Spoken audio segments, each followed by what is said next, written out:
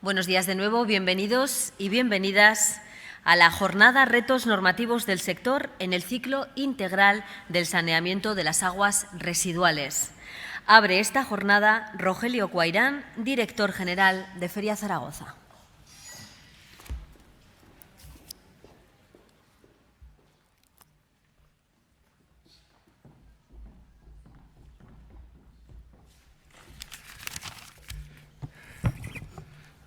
Buenos días, bienvenidos a esta jornada que tengo el placer de abrir. Bueno, realmente mi papel aquí es darles la bienvenida en primer lugar a Zaragoza, nuestra ciudad, y en segundo lugar a nuestras instalaciones, a Feria de Zaragoza y en concreto a nuestra gran feria Smagua, que como hemos puesto por varios sitios, creo que aquí también está, cumplimos 50 años. De hecho, ya los hemos cumplido, los cumplimos en noviembre, pero como las ferias también son un organismo vivo y a veces cambian de año, cambian incluso de meses, siempre intentando acomodarse a las necesidades y a lo que el sector nos demanda, ¿no?, para favorecer. Pues se dio la circunstancia de que el 50 aniversario se cumple en noviembre, pero la celebración la hacemos ahora en marzo, que estamos celebrando esta edición de Smagua. Bueno, yo quiero también, tras darles la bienvenida, agradecer a los organizadores, al Instituto Aragonés del Agua, al Gobierno de Aragón, a CINAE, al Clúster del Agua, y a EAS, la organización de esta jornada. Para nosotros es importante acoger este tipo de jornadas en una feria tan importante como es Smagua, una feria que tiene carácter internacional, que tiene más de 600 marcas expuestas, de más de 20, yo creo que cerca de los 30 países representados, que hoy en la radio han dicho 14, ese es un error que han cometido. Estamos casi 30 países de los 5 continentes representados. Es una gran feria, como digo, con una tecnología puntera. Pero, como decía, es muy importante para nosotros acoger este tipo de jornadas porque de alguna manera complementan toda esa parte expositiva. Esta jornada que encima está dedicada a los retos. Siempre los retos obviamente no se pueden exponer, hay que debatirlos entre los profesionales del sector y estas jornadas, como digo, como la que ahora abrimos, pues son el complemento perfecto para esta gran feria, para una gran feria expositiva. Yo no les voy a entretener más, creo que han venido para oír las jornadas, las ponencias que hay a partir de ahora y mi misión era darles la bienvenida, desearles que pasen unos días en Zaragoza y en esta feria donde puedan hacer negocio, donde avancen en todos esos temas que preocupan al sector. Y también pues, me gustaría que una vez terminada la jornada pues, también puedan tener un momento para visitar, como digo, la feria, que verán que van a encontrar lo más puntero en la tecnología de este sector. Nada más y agradecer nuevamente a los organizadores esta jornada. Hoy nos acompaña también el director del Instituto Aragonés del Agua, Luis Estaún, es un buen amigo también. Quiero agradecer, obviamente por extensión, al Gobierno de Aragón. El Gobierno de Aragón contamos con un apoyo importante, tanto del Gobierno de Aragón como por parte del Ministerio, y es de agradecer, ¿no?, que ese apoyo. También, por supuesto, con AEAS, que tenemos a su presidente, Jesús Maza. Gracias. No hemos tenido ocasión de vernos todavía mucho, pero durante estos días tendremos ocasión de compartir algunas cosas y, por supuesto, al clúster. Hoy el presidente no está, pero está Marisa, su directora. Muchas gracias también porque vuestro apoyo también es constante e importante para nosotros. Nada más, gracias y bienvenidos a Smagua.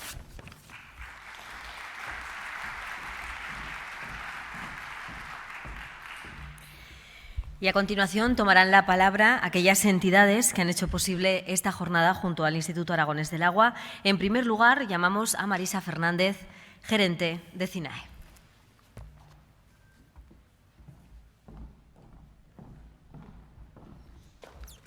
Buenos días, bienvenidos Y bueno, en primer lugar, agradecer a Smagua, ¿no?, que nos brinda esta oportunidad de juntarnos a los profesionales del sector del agua, de la oportunidad de juntarnos, encontrarnos y poder pues, hablar, dialogar y bueno, buscar vías de colaboración, oportunidades de colaboración, ¿no? Y especialmente bueno, pues, la posibilidad de organizar estas jornadas técnicas, ¿no?, de gran valor añadido, donde bueno, en este caso nos podemos juntar pues, tanto bueno, todos los actores que están de manera directa o indirecta vinculados a la gestión de las aguas residuales, el tener esta oportunidad pues, de que las empresas grandes y pequeñas, los centros de investigación, las administraciones públicas que están vinculadas a la gestión del agua residual en este caso, ¿no?, y también bueno, pues, todos los actores implicados podamos bueno, pues, estar aquí hoy debatiendo sobre los retos que bueno, los cambios normativos van a ocasionar y bueno, todos aquellos retos vinculados a la tecnología, a la financiación y también bueno, pues, a la innovación y gobernanza, ¿no? Entonces, bueno, pues para CINAE este tipo de encuentros pues, responde mucho pues, a nuestra filosofía, lo que buscamos desde el clúster, que buscamos bueno, pues, trabajar a través de la innovación y la colaboración, ¿no?, en la gestión más eficiente del agua y bueno, pues responde también, y esto nos ayuda nuevamente, es un ejemplo de la relación que ya tenemos con el Instituto Aragonés del Agua en la organización de jornadas, ¿no?, y que agradecemos siempre bueno, pues, el poder hacerlo juntos, ¿no? Y bueno, y aparte además este año pues, en colaboración con la Asociación Española de Abastecimiento de Agua y Saneamiento, con AEAS, y es una oportunidad bueno, pues, para nosotros de lo que está, como comentaba, en el ADN de los socios del clúster, que es bueno, buscar fomentar la innovación y la colaboración. Entonces, bueno, muchas gracias y espero que sea de interés la jornada para todos.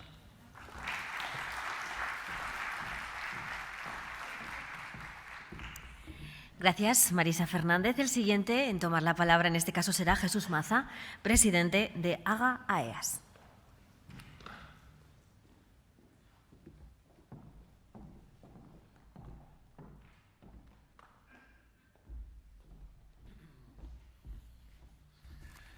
Muchísimas gracias y buenos días a todos y a todas para en esta jornada que iniciamos ahora dentro de Smagua. Rogelio, 50 años no es nada, luces divinamente, así que estáis muy jóvenes y yo os deseo otros 50 años más, porque creo que Smagua ocupa un terreno en el mundo del agua en nuestro país que es francamente importante, interesante, y Zaragoza nos acoge desde hace ya tiempo cada año en esta importante reunión, así que enhorabuena por ese tiempo, enhorabuena por la presteza y por la juventud y por la lozanería que tenéis, no pasan en los años por ti, así que enhorabuena por todo este tiempo. Decía Rogelio hace un momento, Marisa, gracias por el apoyo del clúster y el Instituto Aragonés del Agua, por supuesto, por su presencia con nosotros.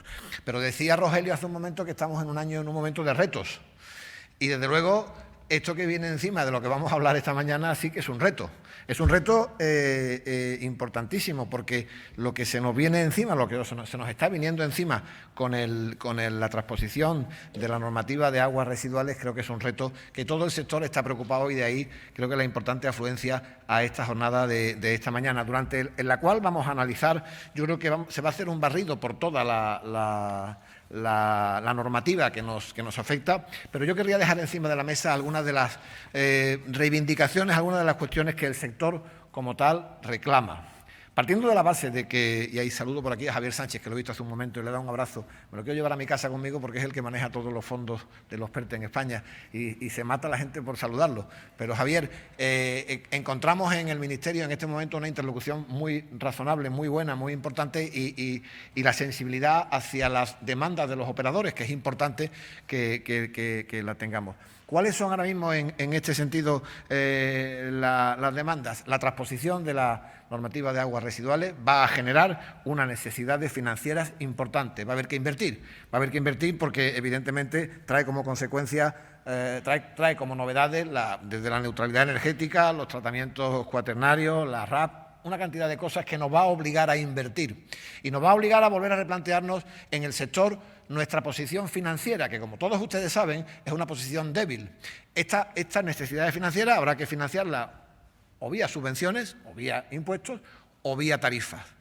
Las soluciones, por uno u otro camino, en unos casos son coyunturales y en otros son estructurales. Quizás deberíamos empezar a pensar o por fin acometer la solución estructural más que la coyuntural. Pero además necesitamos que esta normativa, de la que entiende el Ministerio, pero que tienen que entender el resto de administraciones españolas, esté debidamente coordinada. No podemos entrar en una aplicación, en una transposición de una normativa que lleve a la inequidad según el territorio en el que te estés desenvolviendo. Por tanto, nosotros también ponemos encima de la mesa de la Administración, de las administraciones, entendemos que el Ministerio lo tiene claro, de las administraciones, que es necesario una coordinación y tratar el tema de igual manera en todos los sitios. Por tanto, este es nuestro reto. Habrá que transponer la normativa de forma transparente, de forma entendible y de forma igualitaria y coordinada entre todas las administraciones. Para eso, el Ministerio tiene un papel importante que jugar y creo que lo va a jugar. Y detrás de ello viene la financiación. La financiación la podemos solucionar de forma coyuntural o la podemos solucionar de una forma estructural y para siempre. En manos de todos está. Así que muchas gracias, mucha suerte en la jornada de hoy y mucha suerte, Rogelio, en todo este desarrollo de Magua. Buenos días.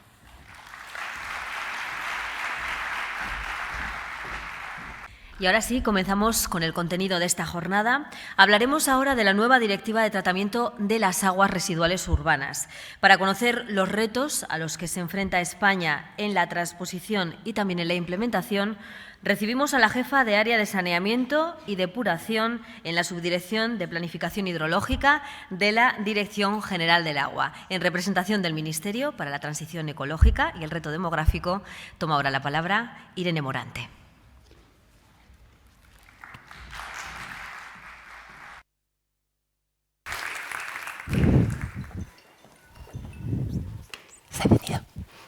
Bueno, buenos días a todos. Muchas gracias por la invitación y bueno, la verdad que es una pasada el auditorio.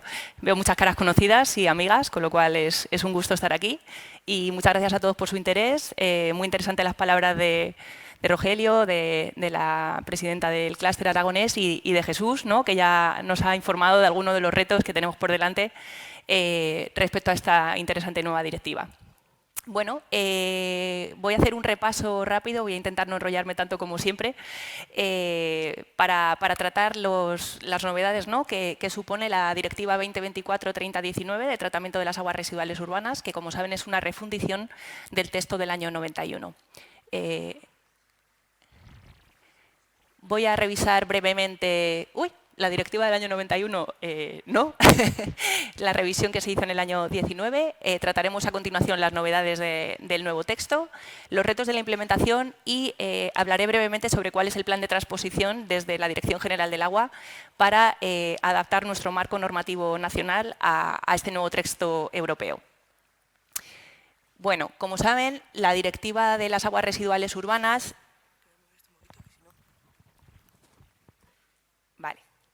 ¿Mejor así? La directiva del año 91, que abordaba el tratamiento de las aguas residuales urbanas, supuso en ese momento pues, una mejora sustancial de la calidad de las aguas receptoras en toda la Unión y se trató de una norma que fue muy eficaz en su aplicación porque era sencilla y porque tenía unas directrices muy claras. Durante este tiempo, pues como digo, mejoró mucho la calidad de las aguas receptoras y se ha visto que ha tenido un impacto sustancial. Los beneficios ambientales han sido pues mayores que los costes y durante este tiempo también pues, la Comisión ha aplicado el enfoque de la zanahoria y el palo, es decir, nos ha ido financiando, nos ha ido animando a hacer infraestructuras y demás, pero también nos ha ido penalizando cuando se han producido incumplimientos de los requerimientos de esta directiva.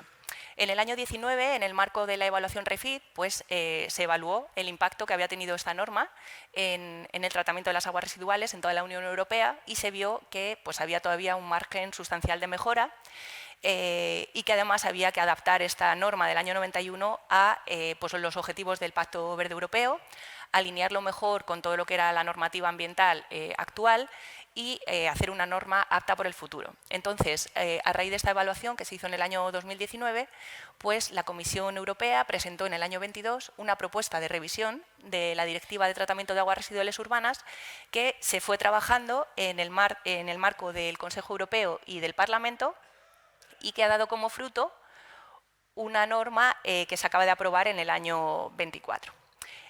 ¿Cuáles han sido los ángulos clave para la revisión de esta directiva del año 91? Pues como les decía, se vio que había margen de mejora y ese margen de mejora está en 3 puntos principales. Por un lado, la contaminación remanente o restante que llama la directiva, ¿no?, que incluye pues, el cumplimiento de las aglomeraciones que todavía no son conformes con los requisitos del año 91, y esto es un problema importante en nuestro país porque tengo que decir que de las 2.000 y pico aglomeraciones urbanas mayores de 2.000 habitantes equivalentes que tenemos en España y que han estado reportando a la Comisión hasta el momento, todavía tenemos un 20% de incumplimiento con los requisitos del año 91.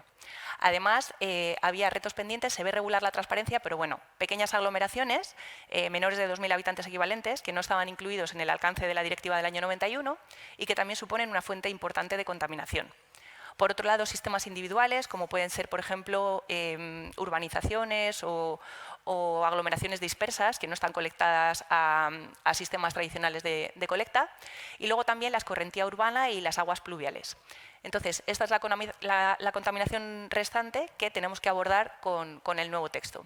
Por otro lado, tenemos también nuevos retos, como es la presencia de microcontaminantes, como son los gases de efecto invernadero, el reducir las emisiones, el mejorar el consumo energético del sector, el mejorar también la gestión de los lodos de depuradora que se genera durante el proceso de depuración y la salubridad en general. Y por último, la gobernanza. Creo que este es un tema fundamental y ya lo ha introducido Jesús. Es fundamental que el sector de la depuración esté coordinado, esté transparente de cara a los usuarios, de cara a todas las administraciones implicadas, que se haga un mejor uso de los fondos para acometer todas las infraestructuras necesarias. Por otro lado, se introduce también el principio de quien contamina paga, para asignar parte de la responsabilidad a los productores que han venido introduciendo microcontaminantes en las aguas. Y se introduce también el acceso al saneamiento para mejorar, pues eso, precisamente el acceso al saneamiento para todos, para las personas vulnerables que están en la calle y que no tienen acceso a esos servicios. Entonces, con estos retos sobre la mesa, pues se aprobó en el año 24, como digo, la Directiva 2024-3019, a ver si pasa, que está en vigor desde el año 25, es decir, el 1 de enero ya está en vigor esta directiva y ahora tenemos el plazo de 30 meses para transponerla a nuestro marco nacional, como decía. Entonces, no voy a hacer un repaso exhaustivo de todos los artículos de la directiva, iré simplemente desgranando un poco las novedades, pero sí que les pongo aquí el artículo 1 porque me parece interesante, que es el que establece un poco el ideario de este nuevo texto y de esta nueva norma, que es establecer las reglas para la colecta, el tratamiento y la depuración de las aguas residuales urbanas con el objetivo de proteger la salud humana y el medio ambiente, mientras que se reducen de manera progresiva las emisiones de gases de efecto invernadero, se mejora el balance energético y se contribuye a la transición a la economía circular. Además, se establecen las normas para el acceso universal a sanitarios, para mejorar la transparencia del sector, vigilancia epidemiológica de las aguas residuales y implementación del principio de quien contamina paga. Entonces, decíamos al principio, tenemos una serie de problemas, una serie de cosas que vienen de la directiva del año 91, que no se habían tratado correctamente y que tenemos que abordar ahora. ¿Qué es nuevo? Bueno, lo primero, se extiende el umbral de aplicación, ¿vale?, de la directiva de 2.000 habitantes equivalentes a 1.000. Las pequeñas aglomeraciones ahora entran dentro del ámbito de aplicación de la directiva.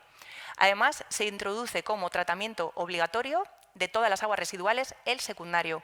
Como ustedes saben, el tratamiento secundario solamente era obligatorio en las que vertían aguas interiores mayores de 2.000 y en las aglomeraciones que vierten a la costa mayores de 10.000. A partir de ahora, el tratamiento secundario es obligatorio para todas las aglomeraciones urbanas en el año 2035.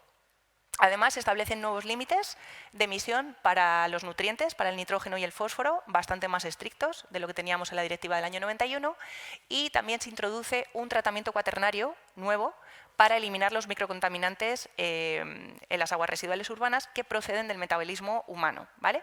Y ahora veremos a continuación a qué sectores se atribuye esta responsabilidad ampliada del productor. Por otro lado, se introduce el requisito de neutralidad energética del sector para el año 2045. Se meten los planes integrados de gestión, que son planes para abordar también los desbordamientos y la escorrentía que se produce en las ciudades. Y estas cláusulas que les pongo aquí de acceso al saneamiento, mejora en la justicia, información a los usuarios, supervisión de los parámetros epidemiológicos y al final pues también el tema de la reutilización se introduce. Entonces, con todo este amalgama de nuevas obligaciones y de nuevos requisitos, pues tengo aquí puesto cómo abordamos cada uno de esos problemas, ¿no? Entonces, el tema de la contaminación remanente, como decía, pues aglomeraciones que todavía incumplen del año 91, contaminación procedente de pequeñas aglomeraciones, sistemas individuales y desbordamientos. Esto está recogido en los artículos 5, planes integrales de gestión, el de pequeñas aglomeraciones y el de sistemas individuales. Como les decía, todas las aglomeraciones mayores de 1000 están obligadas a colectar y tratar las aguas residuales. Habrá que hacer unos planes obligatorios de gestión de los desbordamientos de las aguas urbanas. Estos planes nosotros ya lo tenemos recogido en nuestro reglamento de dominio público, ¿vale? Para aquellas aglomeraciones mayores de 50, pero aquí la directiva nos dice que tenemos que hacerlo de manera obligatoria para las de más de 100.000 y entre las de 10 y 100.000 habrá que hacer un enfoque basado en el riesgo. Esta es una cosa que se recoge en la directiva también mucho. Las aglomeraciones urbanas mayores y sus plantas de tratamiento tienen unas obligaciones taxativas, porque se supone que son las que generan mayor contaminación, y para las que están entre 10, 150, 10, 100.000, pues se aplica siempre un enfoque basado en el riesgo para priorizar actuaciones. ¿Vale? Y luego tenemos los sistemas individuales, que deben ser siempre excepcionales y cuando se pueda garantizar una protección ambiental equivalente. Esto respecto a la contaminación remanente. ¿Qué hacemos para reducir la eutrofización y la presencia de microcontaminantes en nuestras aguas? Bueno, lo primero, se introduce también, como he dicho, el tratamiento secundario es obligatorio, ¿vale? Para todas las instalaciones. El tratamiento de microcontaminantes y de nutrientes tiene dos umbrales. Es obligatorio para todas aquellas aglomeraciones urbanas mayores de 150.000 habitantes equivalentes y sus plantas de tratamiento. Y en las pequeñas, de las de entre 10 y 150.000, habrá que designar unas zonas de riesgo. Zonas de riesgo por eutrofización, que ya están definidas, y unas zonas de riesgo por microcontaminación. Y esto es novedoso, ¿vale? Y estamos a la espera de que haya un protocolo o un acto de implementación de la comisión para decirnos cómo tenemos que hacer esa evaluación de riesgo. Entonces, todo esto es un reto considerable, porque el tratamiento cuaternario pues, es novedoso, es muy intensivo en su consumo energético y ahora veremos a continuación lo que puede suponer. De acuerdo, esto para tratar la eutrofización, la presencia de nuevas sustancias. Además, ¿qué hacemos para mejorar el alineamiento de la norma con el Pacto Verde Europeo? Bueno, pues tenemos unos objetivos de neutralidad energética. Para ello tendremos que hacer auditorías energéticas cada 4 años en todas las plantas mayores de más de 10.000 habitantes equivalentes, con el objeto de determinar el potencial de producción de energía y de consumo en estas plantas, con el fin último de que el sector de tratamiento de aguas residuales sea neutro en el año 2045. Además, no tenemos un objetivo cuantitativo de reducción, pero sí tenemos que monitorizar y reducir las emisiones de gases de efecto invernadero. Y esto es un problema que discutí ahora mismo con Pedro y con otros compañeros, porque claro, esta directiva nos pide todo a la vez y aparte, pues controlando el consumo energético, reduciendo las emisiones, aumentando los límites de vertido. O sea, es una directiva muy estricta y muy exigente.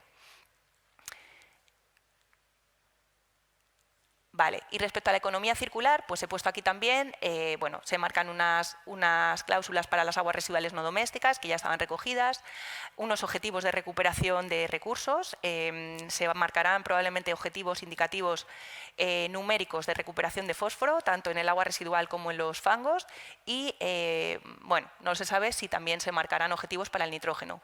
Fomentar siempre que se pueda el reuso, ¿vale? Y de hecho se ha metido también una cláusula de la directiva que dice que cuando reutilicemos agua para riego agrícola se podrá flexibilizar un poco los límites de vertido de nutrientes. Vale, y en cuanto a gobernanza, creo que es una cosa fundamental y que también va a ser clave en la transposición, ¿no? Como decía el presidente Agaeas, bueno, creo que aquí está el verdadero reto, ¿no? El acometer todos estos retos y todas estas novedades va a ser imposible sin tener una buena coordinación, sin tener una implicación de todas las autoridades competentes, sin que el sector sea transparente. Entonces, esto va a ser un reto importante. Y luego, como les decía, pues introduce un requisito de vigilancia de parámetros microbiológicos en las aguas residuales, que como se vio tras el COVID, pues eran un indicador, ¿no?, de la presencia de estos parámetros y de la posible extensión de epidemias. Y el acceso a sanitarios, que les decía, para personas vulnerables. Entonces, con todos estos, bueno, nos queda también la aplicación del principio de quien contamina paga, que también es novedoso y que viene recogido en los artículos 9 y 10. Como les decía, la nueva directiva introduce el requisito del tratamiento cuaternario o eliminación de microcontaminantes presentes en las aguas residuales. La Comisión hizo una evaluación de impacto con su iniciativa legislativa del año 22 y determinó que había dos sectores principales responsables de la presencia de microcontaminantes en las aguas residuales. Esta presencia no es por vertido directo de los microcontaminantes, no es por esos vertidos industriales, sino por el consumo de las personas y el desecharlos a través de nuestro metabolismo o a través de la aplicación directa. Entonces, los fármacos y los cosméticos, que son estos dos sectores, pues llegan a las aguas residuales por lo que ponen estos productores en el mercado y por este motivo se les ha asignado el principio de responsabilidad ampliada y tienen que financiar hasta mínimo el 80% del tratamiento cuaternario. Entonces, nosotros como Estado miembro lo que tenemos que hacer es montar un sistema de responsabilidad ampliada del productor, una RAP, ¿vale?, en la que consigamos que estos sectores contribuyan a pagar ese tratamiento cuaternario.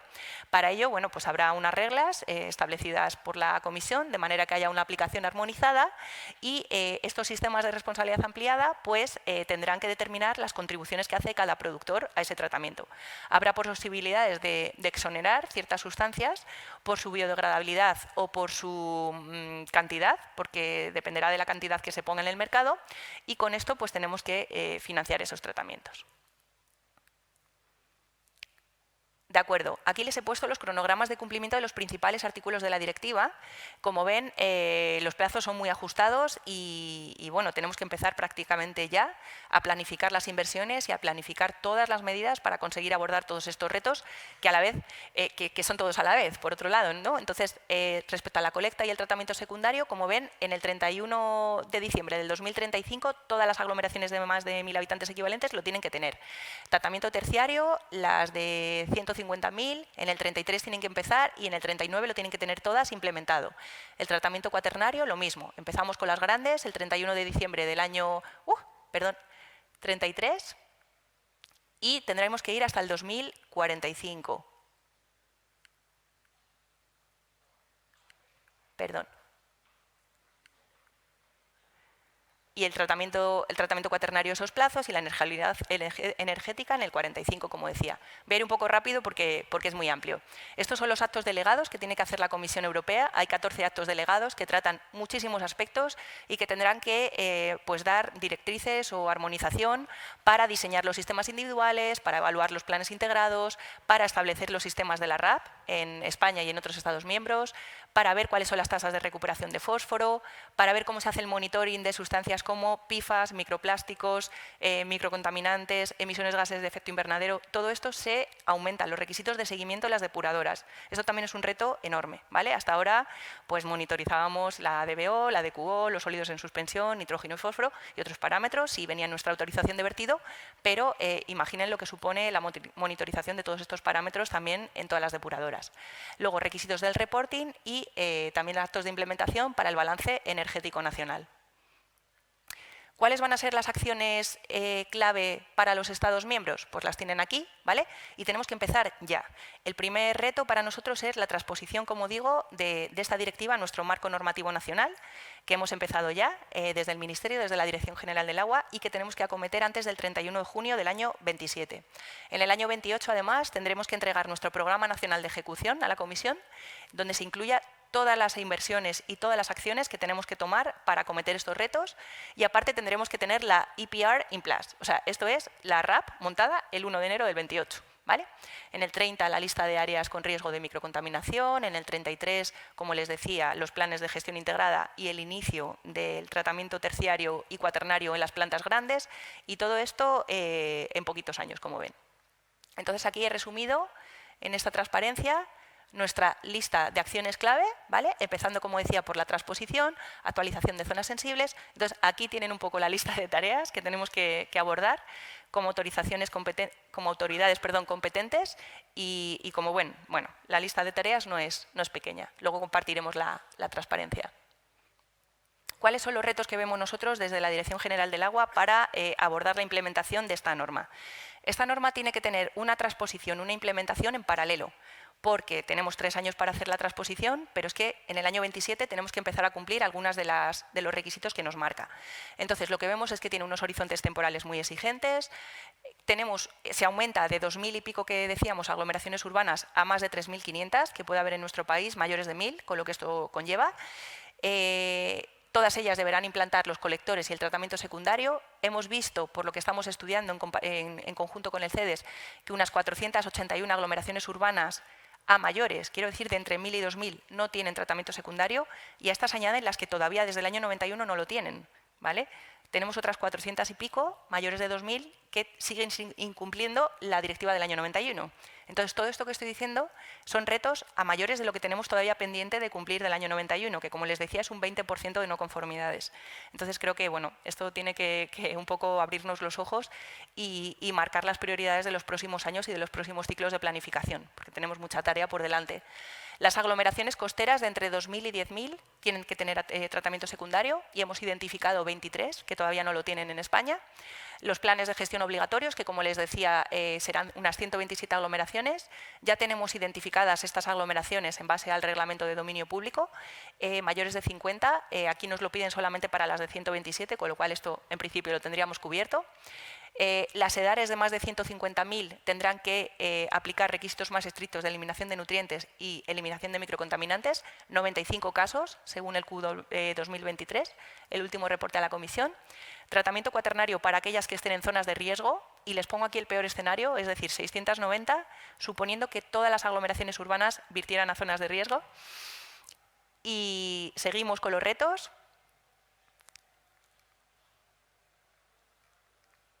Si quiere pasar. Vale. Exigencia de neutralidad energética, aumento del monitoring, programa de vigilancia epidemiológica, fomentar el uso sistemático del agua, recuperación de nutrientes, implantar el esquema de la RAP.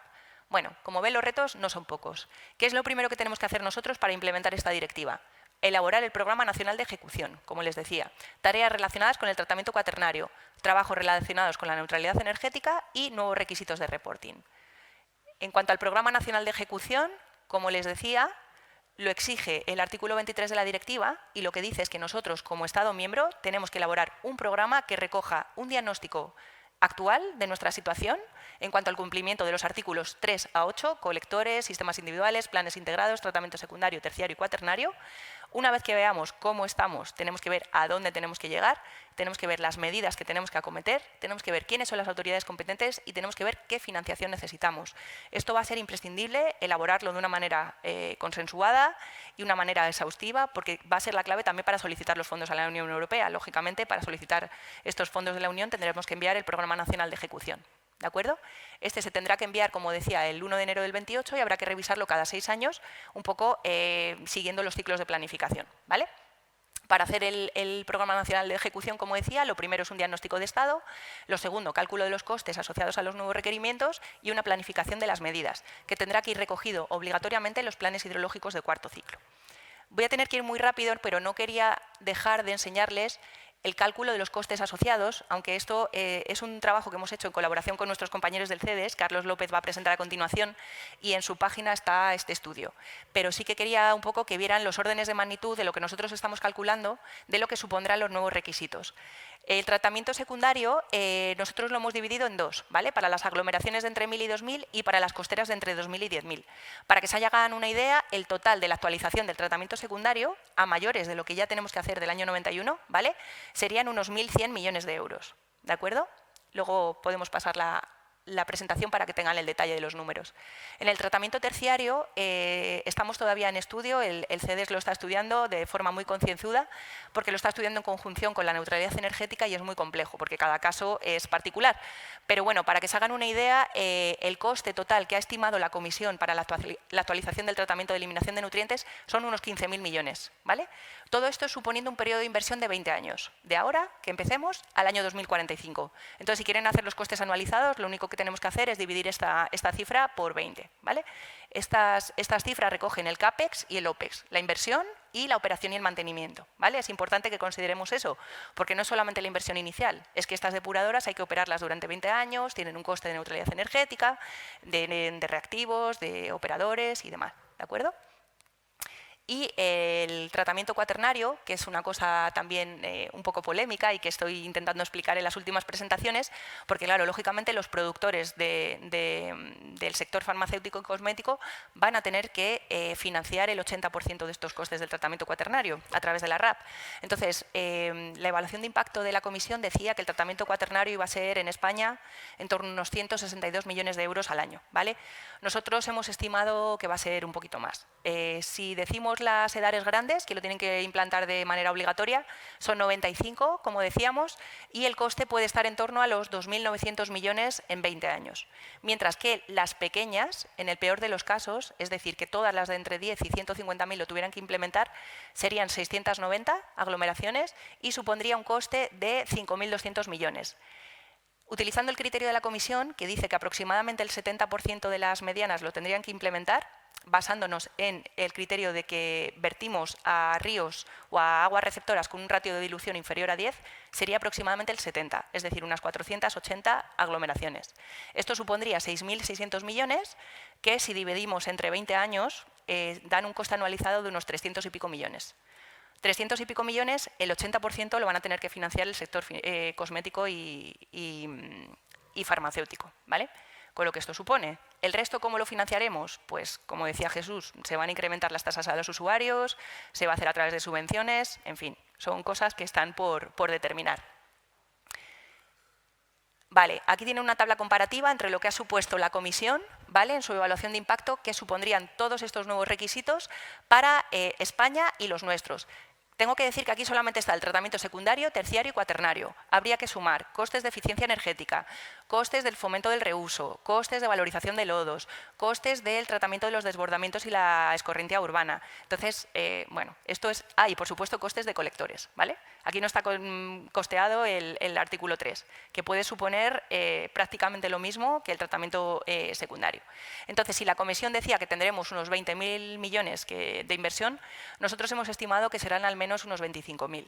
Entonces, como decía bien el presidente al principio, obviamente vamos a necesitar financiación. Pero no solo financiación, sino vamos a necesitar mucha ayuda, porque gestionar todo esto a la vez, en cuanto a nivel de expedientes, nivel de pliegos, nivel de contratos, va a ser muy complejo. Pero también, por otro lado, va a ser una oportunidad enorme para todo el sector, para todas las empresas, para los laboratorios, porque, bueno, imaginen el negocio, ¿no?, que viene en los próximos 20 años.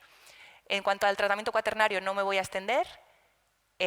Aquí está el detalle de lo que tendríamos que montar para la RAP y simplemente quería decir, para terminar, cómo vamos a abordar esta transposición. Bueno, lo que vamos a hacer probablemente es derogar las dos normas que tenemos sobre la mesa para el tratamiento de las aguas residuales urbanas, ¿de acuerdo?, que son el Real Decreto Ley 1195 y su Reglamento de Desarrollo, el Real Decreto 596. Entonces, estas normas hay que derogarlas porque tenemos que hacer otras que incluyan todo y tenemos que coordinarnos pues, con todo el ordenamiento jurídico español. Entonces, para ello, lo que estamos haciendo es un borrador de texto de una norma con rango de ley que incluya todos estos requisitos, ¿de acuerdo?, y que, como digo, tendrá un rango de ley. Y a continuación, pues lo que tendremos que hacer es un reglamento de desarrollo para aspectos concretos. Sobre todo, probablemente será el de la RAP, para empezar, pero quizá habrá que hablar de otros reglamentos también de desarrollo, pues para el balance energético y otros aspectos. Este es el borrador tentativo, el calendario que yo había pasado en la primera transposición. Ayer le mandé otro a Gema, pero no la ha podido actualizar, porque lo hemos hablado con la Secretaría General Técnica y eso ha cambiado. Les mandaré el calendario nuevo, pero sí que quiero decir que vamos a empezar probablemente con un procedimiento proceso de participación pública que se colgará en la web del Ministerio para que todo el mundo, sin tener ni siquiera todavía un borrador de texto sobre la mano, con el texto de la directiva europea, pues pueda empezar a opinar y pueda hacernos llegar sus observaciones y sus alegaciones, porque entendemos que la única manera de transponer e implementar esta nueva norma tan exigente va a ser contar con la participación de todos, y para ello, bueno, pues hago un llamamiento a todos los expertos que estáis aquí en la sala para que nos hagáis llegar vuestras consideraciones con el fin de tener una implantación exitosa y poder abordar este reto de todos. Así que muchas gracias. Buen día.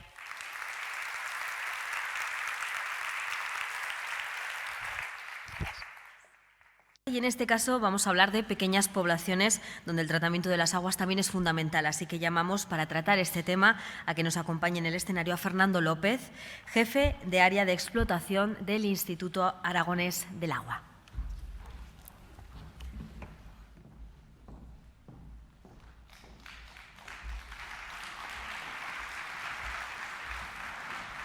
Buenos días. Buenos días y muchas gracias a todos por la asistencia. Después de lo que ha contado Irene, yo os tengo que hablar de pequeñas depuradoras, es decir, todo lo que está por debajo de los 1000 habitantes, que no sería objeto de la directiva. Vamos a hacer un poco de propaganda también del trabajo y la actividad del instituto. O sea, en zonas sensibles tenemos 100% de cumplimiento. Aglomeraciones de más de 2000 habitantes equivalentes están todas las que nos quedan 7, 8, están todas en obras. Y aglomeraciones de entre 1000 y 2000, creo que quedan 5 o 6 más añadidas a las de 2000 y salvo 2, todas están también en obras, con lo cual el escenario es bastante optimista porque creo que cumpliremos holgadamente con esos horizontes temporales. ¿Cuál es la situación que tenemos en Aragón? Para que se vea los que no sean de aquí. Bueno, pues tenemos 731 municipios, casi tantos como Andalucía. Tenemos del orden de 1.500 entidades de población, pero las poblaciones nuestras son todas muy pequeñas. Es decir, cuando aquí hablamos de lo que para nosotros es una depuradora grande, pues para Madrid, Cataluña, Andalucía, pues son, como decimos nosotros coloquialmente, botijillos, ¿no? Son depuradoras muy pequeñas. Todo esto se agrava con la densidad de población, que tenemos. Qué mal va esto. Esto es un mapa de la densidad de población, de cómo tenemos distribuida la población en Aragón. Más del 50% de la población está en Zaragoza, aquí en la ciudad. Todo lo que se ve blanco tiene una densidad de población similar al desierto del Gobi, para que se hagan una idea, o al desierto del Sáhara. Estamos hablando de 3 habitantes por kilómetro cuadrado o menos. Entonces, allí, en todo eso, por mucho que esté deshabitado, tenemos depuradoras. Depuradoras muy pequeñas, depuradoras no tan pequeñas para nosotros, pero depuradoras que funcionan y que cumplen con su cometido de depurar las aguas. Voy a intentar ir rápido. Desde el instituto actualmente estamos gestionando 200, esto ya no está actualizado, esto eran 256, desde este lunes son 257 depuradoras las que estamos gestionando, de las cuales 139 las gestionamos mediante contratos de concesión de obra pública y 118 mediante contrato de servicios. La distribución que tenemos de esas depuradoras, tenemos 16 que vierten a zona sensible en el marco de la Directiva 91/271, 83 de más de 2000 habitantes equivalentes y 157 inferiores a 2000, 158 ahora que tengamos en funcionamiento. De esas 157, 74 serían de menos de 1000 habitantes equivalentes, de las que estamos gestionando. Si ven los habitantes equivalentes que hay, pues estamos hablando de una media de 300 habitantes equivalentes por depuradora. Voy a intentar hablar ahora, si cambia esto, de qué tipos de tecnologías tenemos. Antes de nada, quiero contar que voy a intentar ser aséptico en las tecnologías que tenemos en estas depuradoras pequeñas, pero voy a hablar un poco de pros y contras. Que no se enfade nadie si distribuye algún tipo de tecnología, que diga que está mejor, que diga que está peor, porque son opiniones en base a lo que hemos visto. Y que quede claro que todas las tecnologías son válidas, todas son correctas, pero depende de cómo se implanten y dónde se implanten, ¿vale? Eso es fundamental. Entonces, de esas 74 depuradoras de menos de 1000 habitantes equivalentes, que podría ser sistemas que valdrían para lo que dice la directiva nueva, sistemas individuales, ¿vale? Sería un símil que sería válido para ellos perfectamente. Tenemos 11 de tratamiento primario, 63 de tratamiento secundario. Dentro de los 63 de tratamiento secundario hay 41 de aireación prolongada. La aireación prolongada es el tipo de tratamiento más extendido que hay para la depuración de aguas residuales, que en depuradoras grandes puede funcionar, medianas pueden funcionar muy bien, en depuradoras pequeñas pues tiene sus pequeñas limitaciones, ¿no? Tenemos 7 lechos bacterianos, con sus problemas también estos pequeños, 7 biodiscos y 3 humedales. Esas son las tecnologías que tenemos en estas pequeñas depuradoras. No sé ya ni dónde apuntar. Tratamiento primario, estaríamos hablando de una fosa séptica, es lo más básico. Eso es una fosa séptica, que es una pequeña depuradora de una pequeña aglomeración, que ya no tiene nada que ver con la foto de la depuradora del cartel, absolutamente nada. Pero eso es lo que te puedes encontrar en muchos sitios pequeños. Realmente, en una población muy pequeña, pues es un sistema que es muy apropiado para pequeñas poblaciones, que no requiere nada de energía eléctrica, pero que tiene unos rendimientos de depuración muy limitados. O sea, es decir, es un tratamiento primario y no se puede pretender que haya un rendimiento de eliminación de materia orgánica importante con ese tipo de tratamiento primario. Pero, en según qué condiciones, pues es un tratamiento muy válido para poblaciones muy pequeñas. Cuando pasamos a las plantas de tratamiento secundario, eso que ven ahí arriba sería una planta de aireación prolongada pequeña, para nosotros no, pero a nivel de España sería pequeña, pero estamos hablando que la depuradora de fangos activados pequeña, la habitual, es lo de abajo, ¿vale? Eso de abajo, si han visto la anterior, es muy similar. Es una planta que está enterrada, pero lo que ven son 3 agujeros, 3 tapas, 3 bocas de hombre, ¿vale? Ahí dentro hay una depuradora de aireación prolongada prefabricada. Esas depuradoras, pues lo que hay dentro sería más o menos ese depósito de acero, de poliéster reforzado con fibra de vidrio, polipropileno, y ese es el sistema, el corte que tiene el sistema de funcionamiento. ¿Qué sistema? Pues es un sistema, el fango activado es un sistema muy robusto, es el que más posibilidades permite al operador de flexibilidad para adaptar parámetros y conseguir que funcione la depuración y que pueda tomar decisiones ese operador y pueda obtener unos altos rendimientos de depuración. Esas son las grandes ventajas del sistema de fangos activados. ¿Qué problemas tiene el fango activado en este tamaño? ¿O qué problemas vemos nosotros que tienen este tamaño? El principal problema es que los caudales muy pequeños, si estamos hablando que se está dimensionando una depuradora de fangos activados para 20 metros cúbicos día, 30 metros cúbicos día, esos caudales tan pequeños dificultan muchísimo la instalación de los equipos electromecánicos, porque las bombas tan pequeñas no hay, soplantes meten mucho aire de golpe, con lo cual ya empieza a ser un problema. Y luego, sin que se enfade nadie de fabricante de estos equipos, si es que hay por aquí alguno, ese sistema de decantación no es una decantación. Como tal no decantación, el rendimiento en que el fango decante pueda recircular, puedas mantener el nivel de sólidos y tengas un efluente con todo el fango clarificado, pues es bastante más complicado. Adicionalmente, la hidráulica del sistema es otro problema, es decir, cuando viene una tromba de agua, viene mucha lluvia, si entra mucha agua porque la bomba previa, el caudal no lo puedes limitar tanto para adaptarlo al caudal que tendrías que entrar, se provoca un empuje hidráulico importante del fango del biológico al decantador con el consiguiente arrastre de sólidos en la salida, la disminución de sólidos en el reactor y un problema añadido para el explotador posterior. Pero es un problema muchas veces de los propios equipos para caudales tan pequeños. Otra tecnología que tenemos es el biodisco.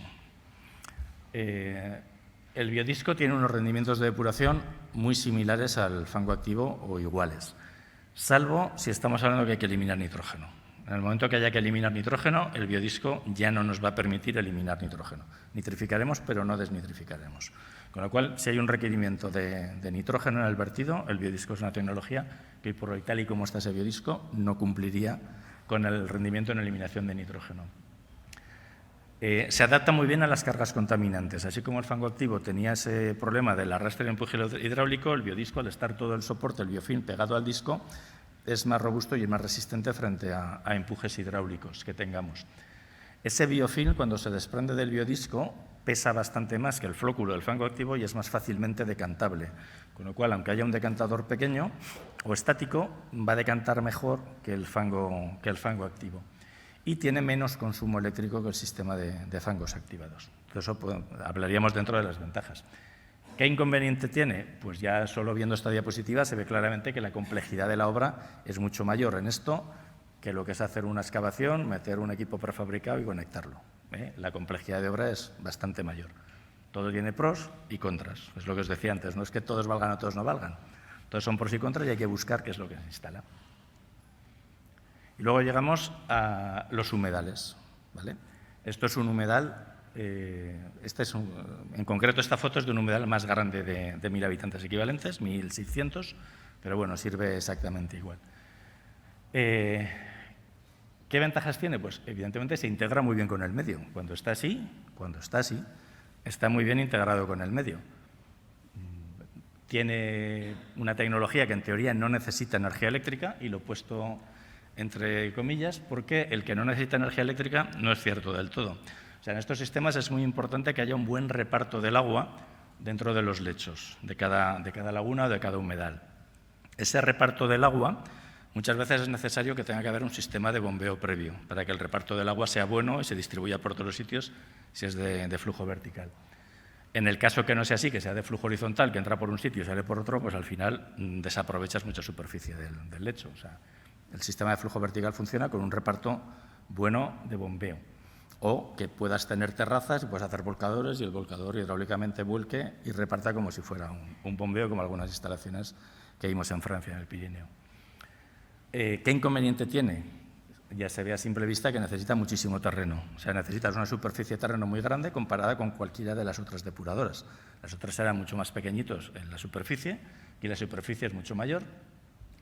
Hay una nula capacidad de operación, es decir, lo que entra, entra y lo que salga, saldrá. Ahí no puedes hacer nada, prácticamente nada, en estos humedales. Y unos problemas que tienen, sobre todo si el reparto es malo, como decía antes, es la colmatación de los lechos. Ahí debajo de las plantas hay un lecho de gravas y ese lecho de gravas se va colmatando, no percola bien y es un problema añadido de que el agua empieza a quedar en superficie, se queda fango flotando. Si llega mucha más agua puede desbordar, si está mal dimensionado y no tiene resguardo, tiene sus problemas. Después de contarlas un poco la visión nuestra de estas tecnologías, de las 74 depuradoras que estamos gestionando así, pues bueno, voy a pasar un poco a los problemas asociados a estas pequeñas depuradoras, que es lo que ya nadie cuenta en jornadas y que son problemas que están ahí y que hay que ser conscientes de los problemas que hay, ¿vale? Sobre todo teniendo en cuenta que en estas depuradoras trabajan personas. Y hay que garantizar la seguridad de las personas que trabajan en estas instalaciones, que muchas veces no se tiene en cuenta a la hora de hacer el proyecto. Esto, que es un humedal muy bonito y precioso, se ve todo verde, todo precioso, cuando acaba la época se convierte en esto. Esto es un humedal donde hay que cortarlo. Hay que cortar todas las plantas, tiene que ir un equipo con 3 o 4 personas a cortarlas, hay que pedir unos permisos especiales para luego poder cortarlos, gestionarlos, quemarlos, tal. En total, el coste que estamos hablando de cortar unos humedales de estos, que puede ser cada año, cada 2 años, pues evidentemente nos hemos ahorrado mucho haciendo la depuradora, explotación requiere poca, pero cada corte de estos, dependiendo del tamaño, estamos entre 3.000 y 6.000 euros anuales. Se venden que no tienen coste, pero evidentemente lo tienen, el coste. Y la problemática de esta tarea, dependiendo también cómo se dimensiona el humedal, tiene que entrar una persona a cortar a mano, porque no puedes hacerlo con una máquina desde fuera, tiene sus problemas que en proyecto se pueden prever y limitarlas esos problemas de operación posteriores. Cuando vuelvo a los problemas que nos encontramos en la realidad de las depuradoras, muy pequeñas, es que esto de la izquierda es un tamiz de desbaste automático, donde llega el tornillo y sube los residuos. En algunas muy pequeñas nos encontramos con ese sistema, que se ha puesto una reja para que no pasen los sólidos al tratamiento y se quedan allí. En este caso no se puso una reja, sino que se puso una malla y además se atornilló a las paredes, con lo cual tiene que bajar una persona a limpiar a mano cada agujerito de la malla porque no hay ninguna forma mecánica de limpiarlo. Es decir, la idea sería muy buena quien la pensó, lo haría con la mejor intención del mundo, pero eso es un problema como un templo para operación porque se colmata en cuanto llueve un poco. Cuando se colmata, ¿qué pasa? Que se alivia toda el agua. Una reja tardaría más en colmatarse.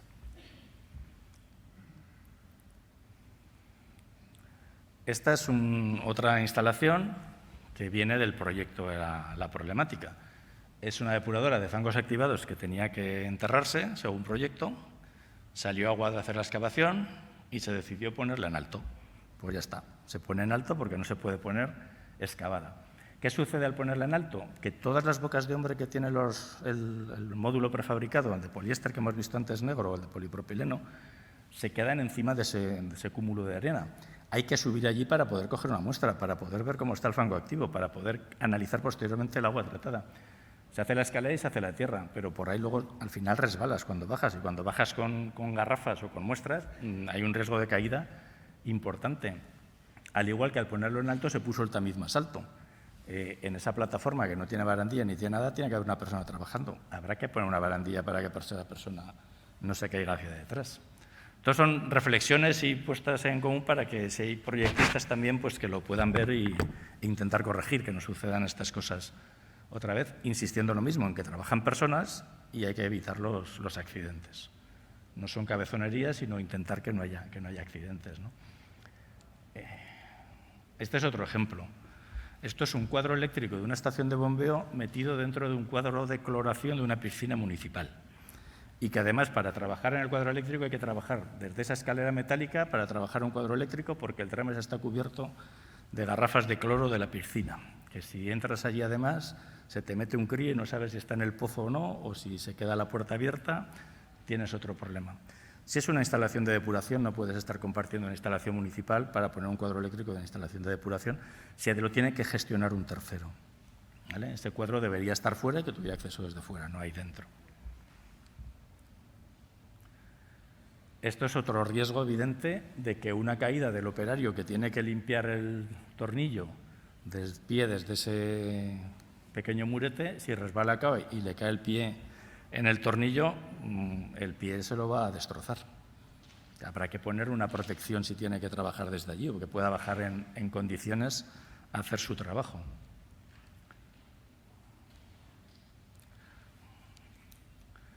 Esto, joder. Perdón con los pasos, pero es que no... El mando... Esta es una depuradora donde hay un riesgo de caída evidente, que ha habido que poner barandillas en todas para evitar que alguien pueda tropezar, que además resbalas con la hierba y caer al biológico. Ha habido que poner barandillas en todo el perímetro. Y esta es otra depuradora, que es otro caso curioso, que esta es una depuradora en la cual había una fosa séptica, hubo un requerimiento posterior de que había que eliminar contaminación orgánica. El proyectista decidió que con un filtro biológico estático se cumplían sobradamente los 25 miligramos litro de DBO, cosa que no es cierta, con estos filtros estáticos que se han vendido a tantos, ya voy. Y como no había que subirla con un bombeo, se puso una placa solar porque no había energía eléctrica en la planta, al ser una fosa séptica. Claro, como también hay noches, no solo hay día, por la noche no funciona la placa fotovoltaica, con lo cual dentro de la caseta hay un grupo electrógeno para cuando se hace por la noche poder subir el agua, ¿no? Son cosas que en proyectos se pueden evitar todos estos problemas. Y como veo que ya se ha levantado, voy a ir muy rápido.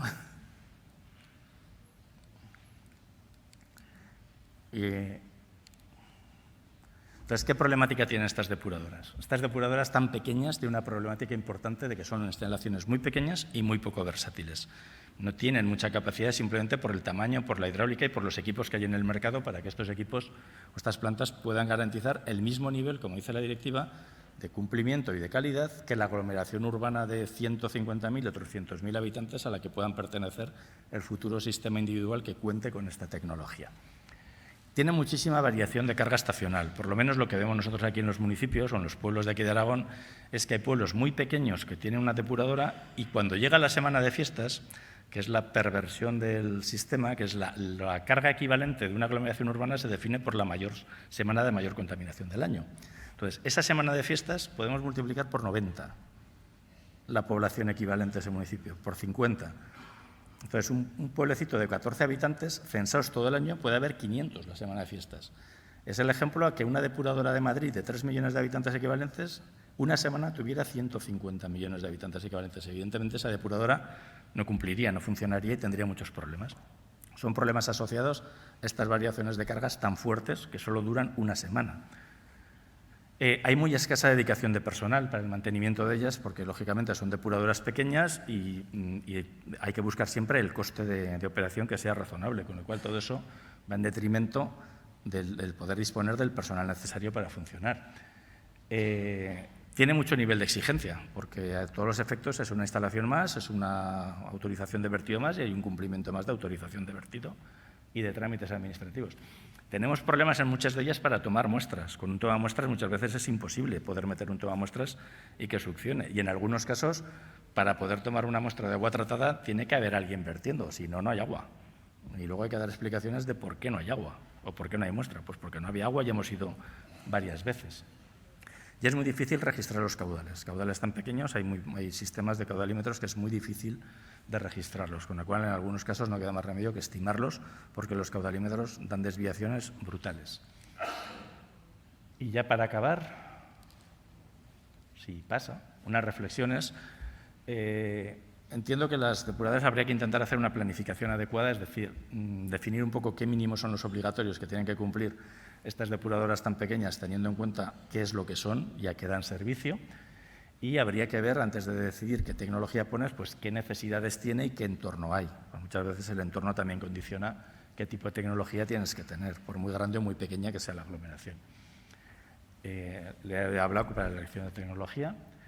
Siempre que se pueda es mejor contar con sistemas de desbaste automático, siempre que haya luz, porque los sistemas de desbaste manuales que se ponen en muchos de ellos, cuando llueve, llueve en muchos sitios a la vez, no solo en uno. Si hay un operario que tiene que manejar 8 o 10 depuradoras de estas, si limpia una reja no limpia las otras 9. Entonces los sistemas automáticos, siempre que se pueda, es fundamental intentar ponerlo.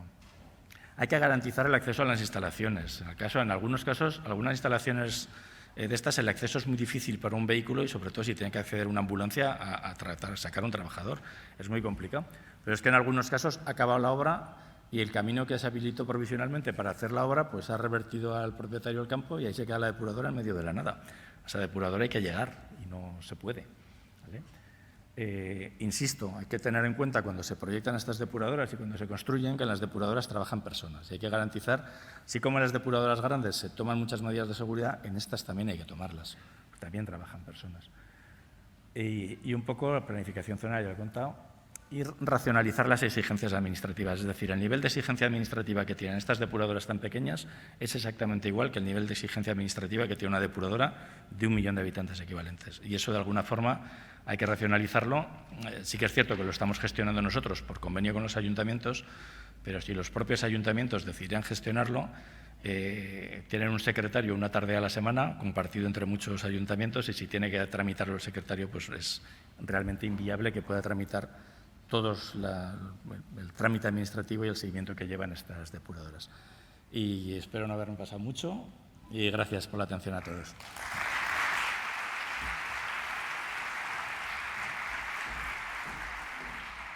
Pasamos ahora a hablar sobre la tecnología, porque va avanzando y con ella los procesos de tratamiento. Así que para abordar estos cambios recibimos a Carlos López, coordinador del programa técnico científico del CEDEX, del Centro de Estudios de Experimentación de Obras Públicas.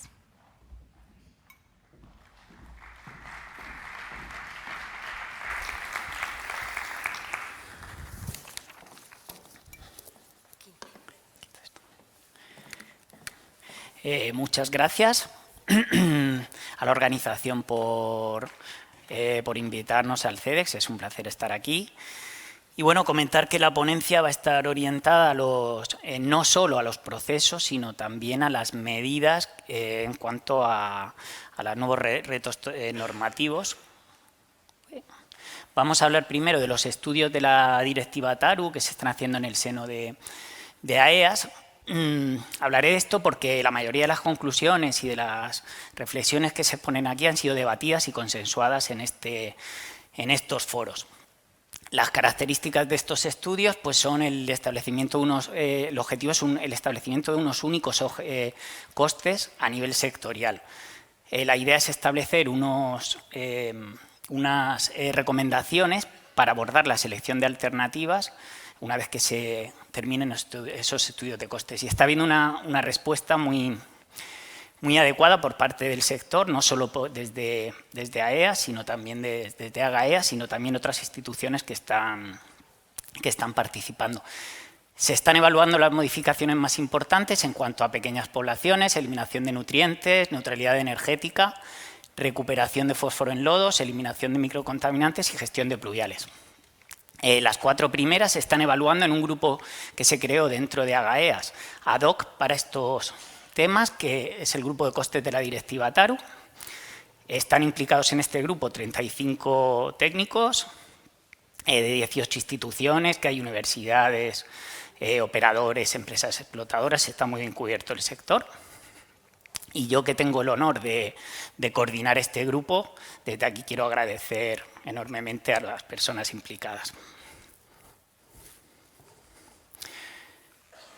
Bueno, pues en el contexto de cambios normativos haré una rápida pasada por los retos normativos que tenemos encima de la mesa. La directiva TARU desde una perspectiva general, desde la perspectiva de reutilización, el reglamento europeo y el nuevo Real Decreto aprobado, las pluviales, el reglamento de dominio público hidráulico, lodos y reutilización, las normas para el Real Decreto de nutrición sostenible. Y bueno, aspectos a destacar de este marco respecto al marco tradicional, de este nuevo marco. Hay objetivos adicionales, sistemas interdependientes adicionales, el modelo de gestión cobra una importancia todavía mayor y parte de edad ya construidas. Esto quiere decir que, bueno, que los árboles de decisión se multiplican exponencialmente a la hora de planificar.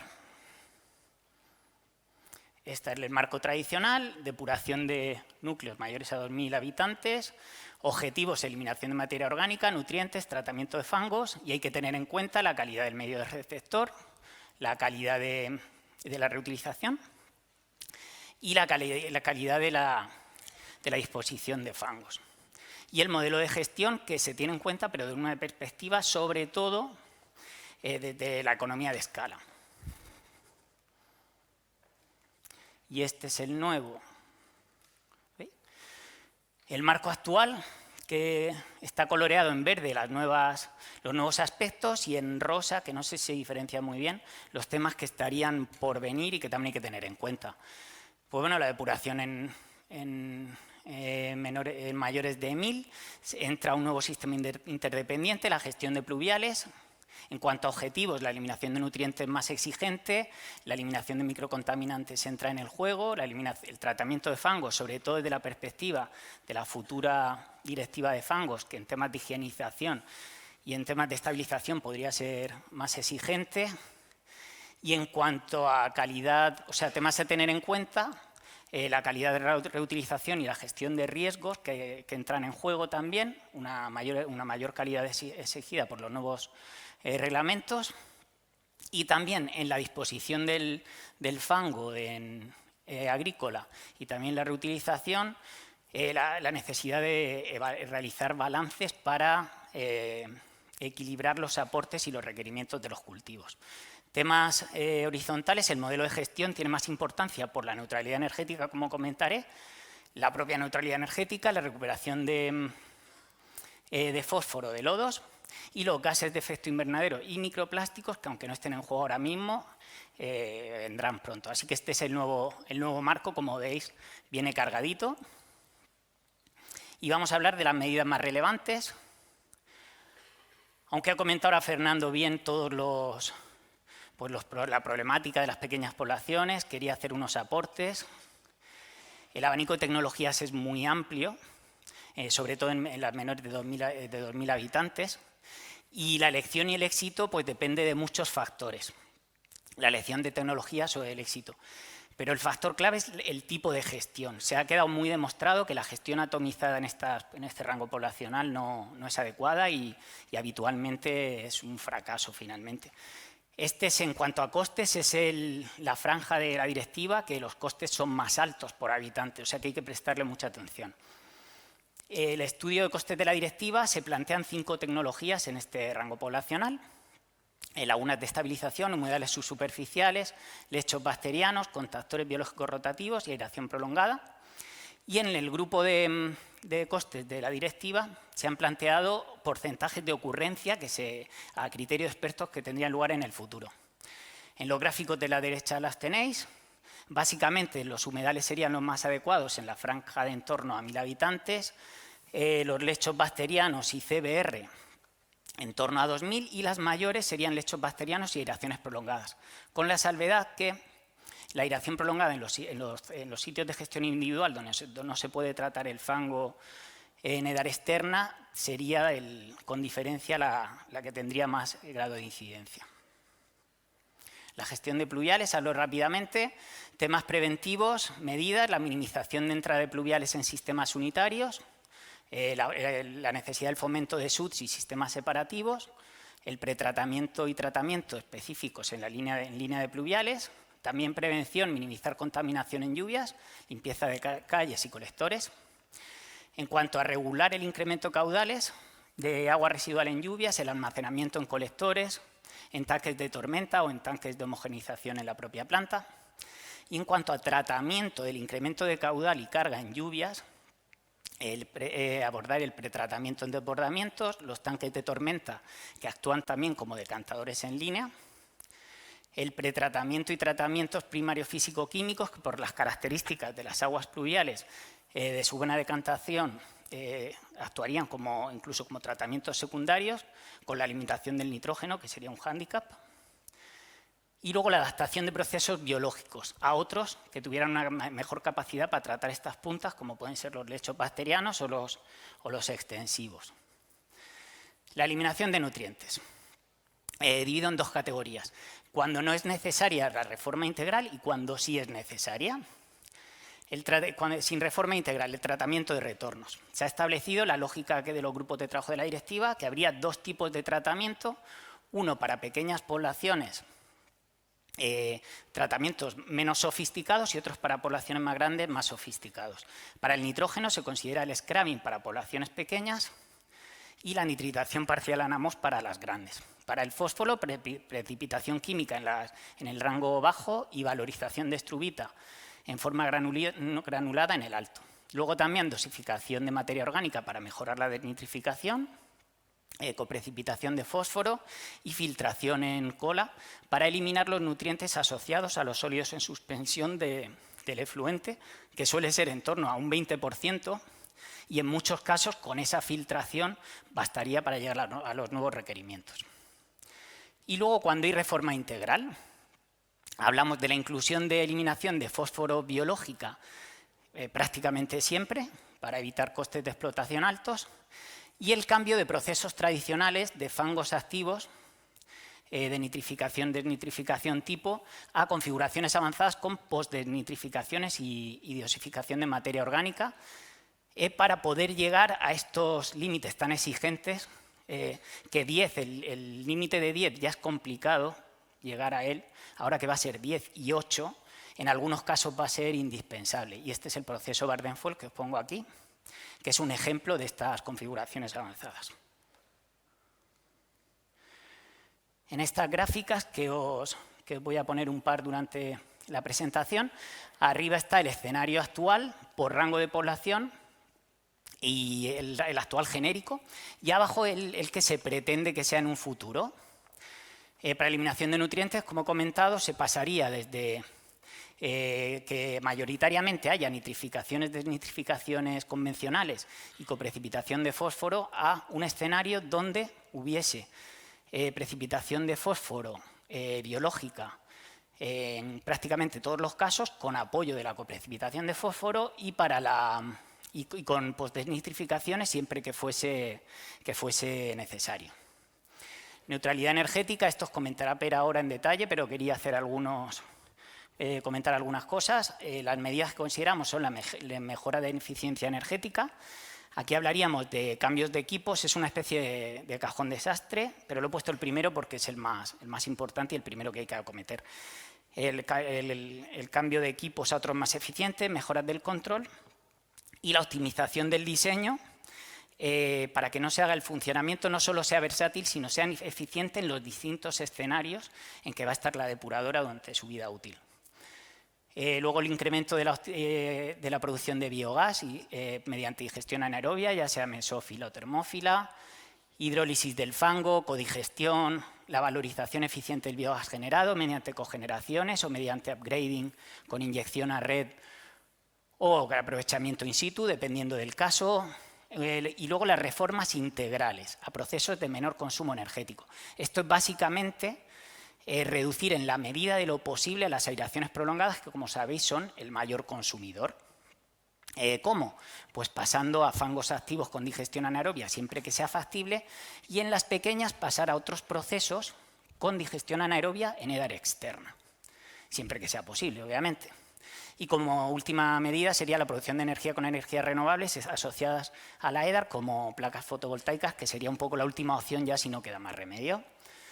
En cuanto a los escenarios, básicamente sería que actualmente el paso de aireación prolongada a digestión anaerobia tiene lugar en torno a los 60.000 habitantes equivalentes y sería pasar a los 30.000 equivalentes gracias a la entrada en el mercado de los digestores de chapa que va a hacer posible esto. Y en las menores, siempre que haya, como he dicho, gestión del fango en EDAR externa y digestión anaerobia en EDAR externa para aumentar la producción de biogás. Valorización de fósforo, esto Pedro Simón lo comentará ahora, así que paso por encima. Tratamiento cuaternario. Ya sabéis que hay muy pocas experiencias en España en este tema. Es un tema muy novedoso, está casi todo por hacer y es un campo pues, muy interesante para innovar. Os comentaré que los procesos intensivos afianzados, que se conocen y con que se han hecho algunas prácticas en España y sobre todo en Europa, en el norte de Europa, por la oxidación avanzada, carbón activo y membranas, bien sea MBR o filtración independiente del secundario. Y luego otros procesos, como por ejemplo los tratamientos extensivos de lagunajes o humedales, que son bastante prometedores y en el rango de población de las poblaciones bajas son muy prometedores en cuanto a poder abordar estas poblaciones con una economía de escala adecuada. Y otros procesos emergentes como procesos fotoquímicos con radiación solar, oxidación avanzada fotoasistida con ultravioleta o biofiltros electroactivos que estarían un poco por definir. Y esto no, aquí. Reutilización la paso, que lo voy a decir Pedro. El modelo de gestión, quería comentar un mensaje. Aquí el gran reto que se nos plantea no es tanto tecnológico, sino es hacer sostenible el servicio. Y para esto es necesario que se regule de una vez el sector y también que esta sostenibilidad pasará, de una forma atomizada no se va a conseguir, se tiene que acudir a una gestión colectiva. La gestión colectiva, la motivación tradicional ha sido la economía de escala o la solidaridad tarifaria que hace factible el tratamiento en pequeños núcleos. ¿Qué motivación actual tenemos hoy? La neutralidad energética. ¿Por qué? Porque se pueden trasladar los lodos sin digerir a EDAR de mayor tamaño, de pequeñas a mayores. De este modo se produce mayor cantidad de biogás y se evitan las aireaciones prolongadas, que son las más consumidores. Pero hay un factor relevante que es la distancia entre EDAR satélite y receptora. Y aquí en la derecha tenéis un gráfico de costes de la directiva, de gestión colectiva y gestión individual, costes de operación y mantenimiento, que pone en evidencia esta economía de escala y que es algo muy importante que se tenga en cuenta, que se aborde gestión colectiva. Y ya para terminar, unas reflexiones destacables que quería hacer, que ya he comentado a lo largo de la presentación. Bien, los problemas y objetivos de esta, como he comentado, de esta directiva, de estos nuevos retos normativos, no son exclusivos de cada instalación. Y va a ser necesario el abordaje de la gestión colectiva, como he comentado. Desde la neutralidad energética, disminuir aireaciones prolongadas, aumentar digestiones anaerobias, la eliminación de nutrientes, incluir post-desnitrificaciones, sobre todo cuando se hagan reformas de plantas, eliminación biológica de fósforo, prácticamente en todas las situaciones, filtración en cola, que ayudarán también a cuaternarios y reuso, además de eliminación de nutrientes y tratamiento de retornos. Y en cuanto a pluviales, redes separativas y su promoción y el incremento de capacidad de tratamiento en EDAR por tratamientos más adecuados. Necesidades de desarrollo en la mesa, cuaternarios y también soluciones intensivas alternativas a las aireaciones prolongadas en poblaciones medianas de gestión individual. Esto es un poco una llamada a los tecnólogos de la sala para que estos campos es necesario desarrollarlos. Y ya pues, por último comentar lo que he dicho antes, que a raíz de los estudios de costes de la TARU se van a incluir recomendaciones sectoriales para análisis de alternativas que esperemos que sean muy útiles para el sector. Y nada, hasta aquí llego. Gracias.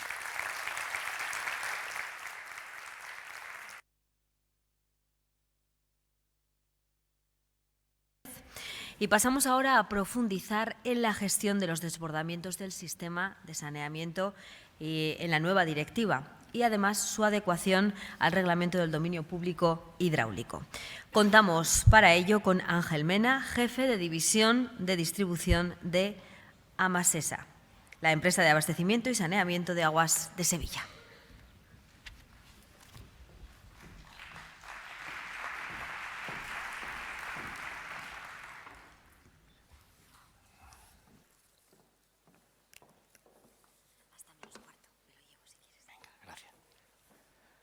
Buenos días a todos. Un placer estar aquí hoy con todos ustedes.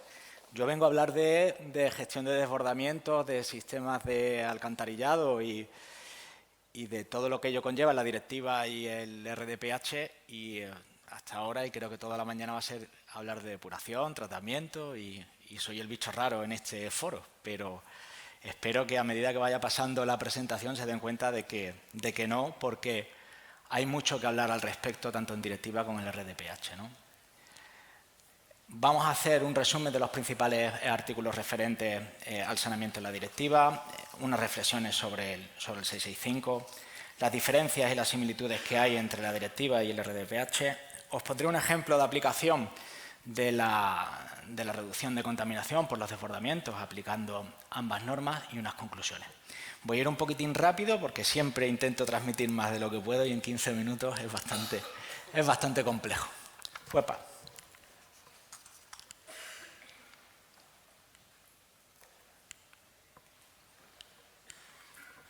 ¿Dónde apunto?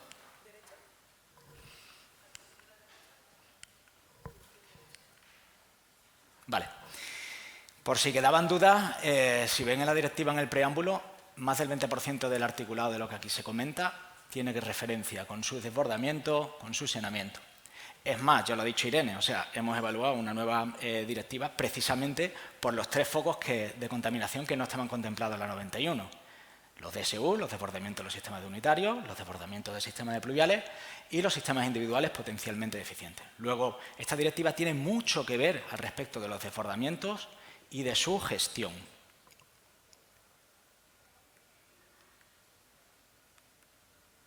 Y así voy a tardar yo mucho. ¿Dónde apunto?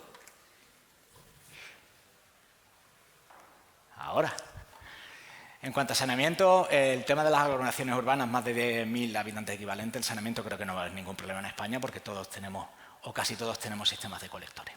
Los DSU y los DSP son una fuente persistente de contaminación, estamos de acuerdo, y quizás con el cambio climático pues vayamos todavía más.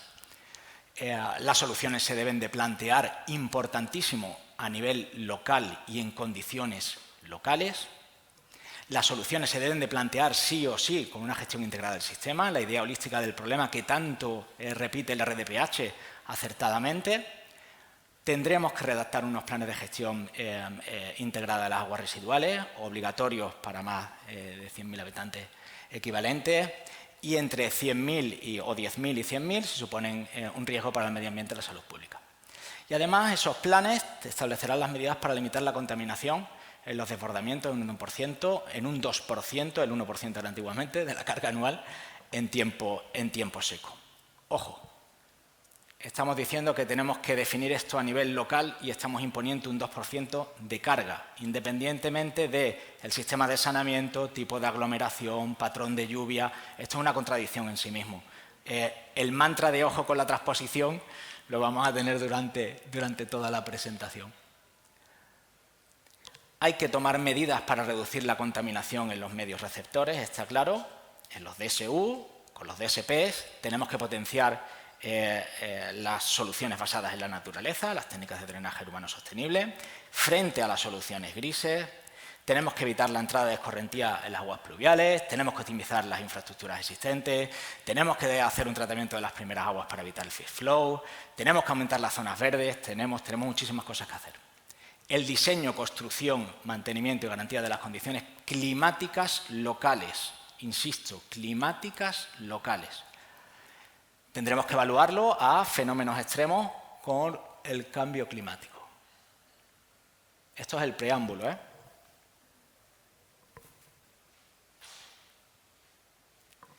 Y dice que tenemos que controlar los microplásticos y los microcontaminantes en los desbordamientos. Y si en plantas es complicado, en los desbordamientos yo no sé cómo lo vamos a hacer. No tengo ni idea. Hay que facilitar información completa sobre las medidas adoptadas en los DSU y los DSP. Por último, en el preámbulo, insisto, la comisión deberá tener competencias para poder evaluar indicadores alternativos al indicador de carga, basados, por ejemplo, en el número de desbordamientos en las alcantarillas, que es lo que hacen los ingleses, el volumen de escorrentía urbana vertida, que es lo que hace el RDPH, o cualquier otro sistema que pueda ser alternativo a, un indicador pertinente. En el artículo número 2 solo hago una pequeña reflexión a que no vienen definidas lo que son las aguas pluviales, ni contaminadas ni no contaminadas.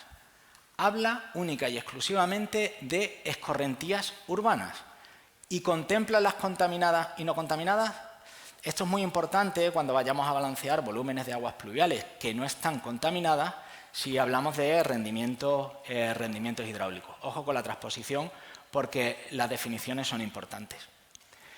Y el artículo número 5 es el primordial desde el punto de vista de saneamiento con los planes de gestión integrada. Como ya se ha dicho aquí, a partir de 100.000 habitantes equivalentes, pues será obligatorio su redacción. El 31 del 12 del 33 tendremos que tenerlos redactados. Y dice, toda aglomeración urbana entre 10.000 y 100.000, en el 39 tendrá que estar redactado si pone en riesgo el medio ambiente o la salud de las personas, si los DSU representan más de 2% de carga anual, no sigan leyendo, da igual, todas en España, ni inventario ni leche, como se ha hecho ahora con la Confederación en el RDPH, todos vamos a tener que hacerlo, todos incumplimos ese 2%. Se incluirá lo indicado en el anexo número 5, priorizando, que ahora lo veremos, priorizando las infraestructuras verdes y azules. Los planes los vamos a revisar cada 6 años y, de nuevo, la Comisión tiene potestad para aceptar metodologías alternativas a lo indicado al anexo número 5. De nuevo, ojo con la transposición. ¿Por qué hablo de condiciones climáticas? Porque durante toda la directiva se habla de las condiciones climáticas locales y llega el artículo número 13, condiciones climáticas, y no habla de condiciones climáticas locales. Oye, pues a lo mejor tenemos que darle una vuelta a este artículo. Control representativo en los puntos pertinentes de los desbordamientos de unitarias y pluviales para calcular concentraciones, cargas y, de nuevo, microplásticos. Esto es como al principio en la directiva todo pensaba que lo del indicador de carga era eso, un indicador de carga a un 1% que a alguien se le había escapado la pluma y había dicho un 1% y no sabemos de lo que estamos hablando, pero no, o sea, lo del microplástico es verdad, o sea, desbordamientos hay que analizar los micro... Yo no sé cómo se va a hacer, de verdad. En planta vosotros sois expertos y os cuesta trabajo. Plan Nacional de Ejecución, que ya lo ha trasladado Irene también. Bien, en 3 años tendremos que tener ese plan nacional de ejecución, que creo que aquí los planes integrales de gestión del RDPH nos van a hacer todo el trabajo, prácticamente todo el trabajo, porque de esa forma el Estado va a poder entregar todas las medidas necesarias y todo el estudio de saneamiento, no en depuración. Y yo digo, si no alcanza con la recaudación de la factura de los usuarios, ¿tendremos que buscar posibles fuentes de financiación? ¿Alguien de verdad cree que esto se puede pagar con la factura? Yo, en la parte que me toca de colectores y de sistemas de alcantarillado, les puedo decir ya que no. Bien, ¿qué tienen de contenido el anexo número 5 al que hace referencia el artículo número 5?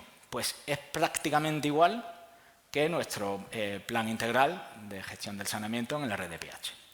Tenemos un análisis de la situación actual, en la que vamos a describir los sistemas de colectores, la capacidad de almacenamiento en tiempo seco, en tiempo de lluvia, la capacidad de tratamiento de residuales en tiempo de lluvia, que lo ha comentado Carlos. Las redes unitarias tendremos que hacer toda una modelización hidrodinámica, tendremos que hacer de nuevo el estudio de microplásticos en los puntos de desbordamiento, en redes separativas tener un buen inventario de ello. El objetivo de la reducción de contaminación de los desbordamientos, objetivo indicativo no vinculante, no vinculante. Los DSU no pueden superar el porcentaje superior al 2% de carga en tiempo seco. Me cuesta ya hasta decirlo.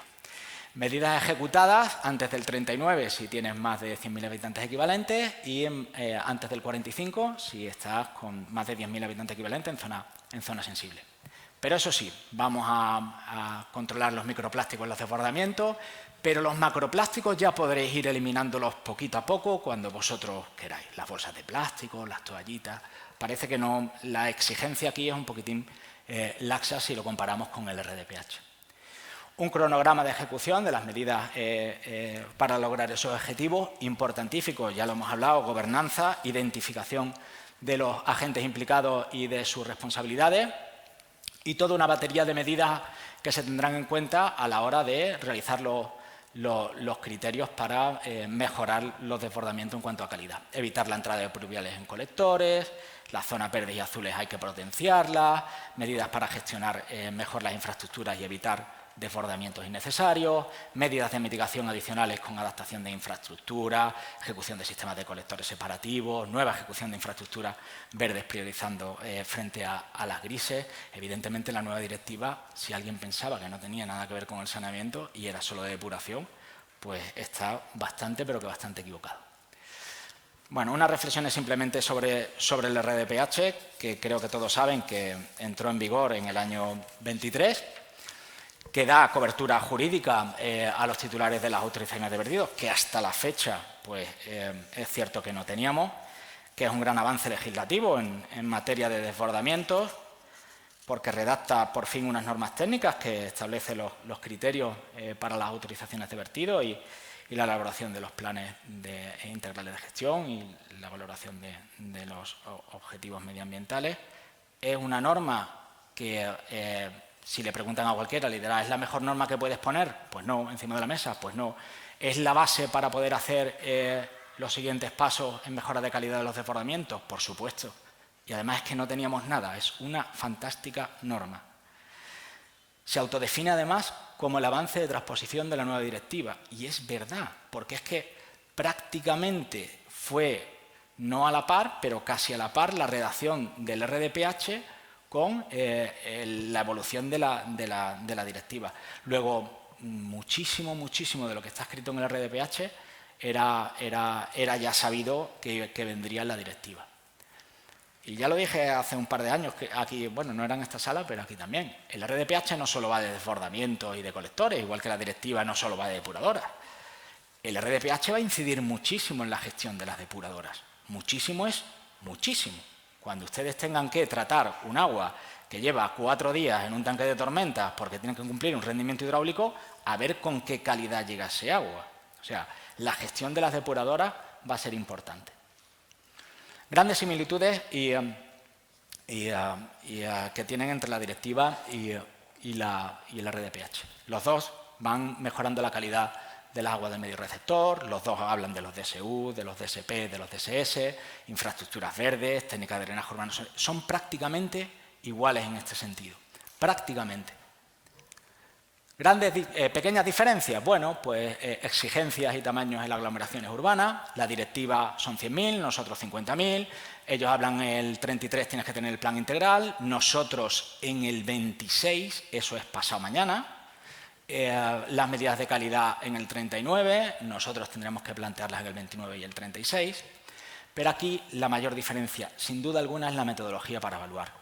¿Por qué? Porque cuando digo ellos, nosotros somos Europa, pero bueno, la directiva utiliza un 2%, utiliza un indicador basado en carga, el 2% de aguas residuales en tiempo seco comparado, El rendimiento hidráulico es un rendimiento hidráulico que al final va en función de la lluvia, el 60% si más de 50.000 habitantes, el 50% si más de 10.000 habitantes equivalentes.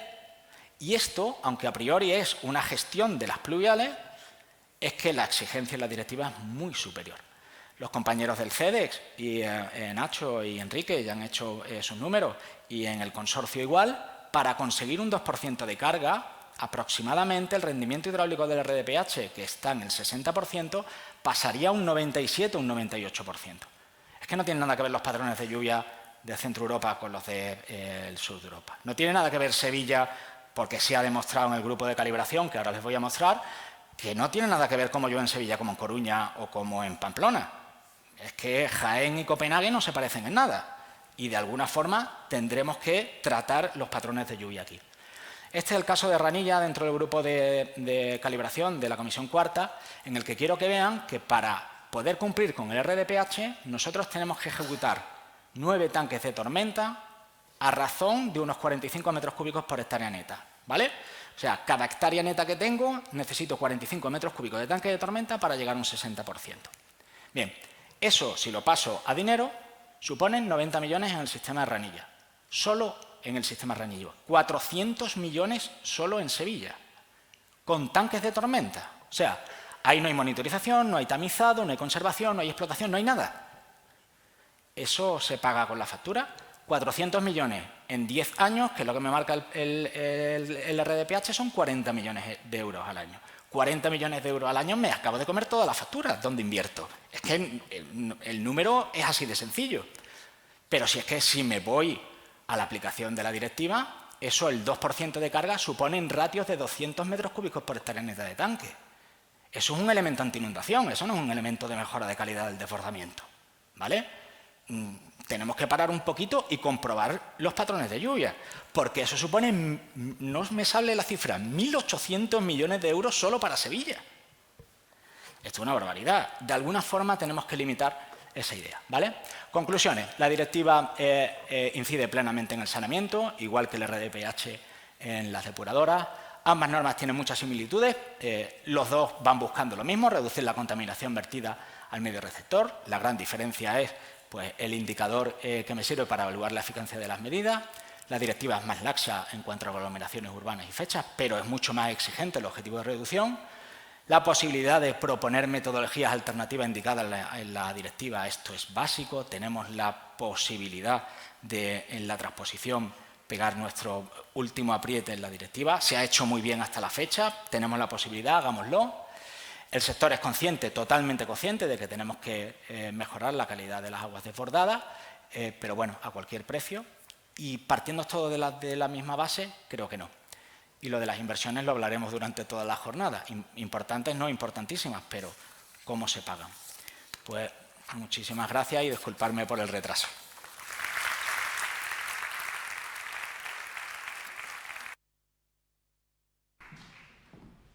Y damos ahora la palabra a Pedro Simón, es director técnico de SAMUR y abordará el ciclo del agua, los lodos y también la economía circular. Muchas gracias. Gracias por la invitación. Y lo primero quería decir que, la verdad, yo estoy muy contento de algo, de cómo estamos trabajando con el Ministerio. Creo que es muy importante que realmente estemos trabajando conjuntamente, cosa que antes pues no pasaba mucho. Pero es que para llegar a soluciones que sean aceptables y viables necesitamos trabajar conjuntamente. Los que estamos en el campo y, bueno, y los que están haciendo las normativas y demás.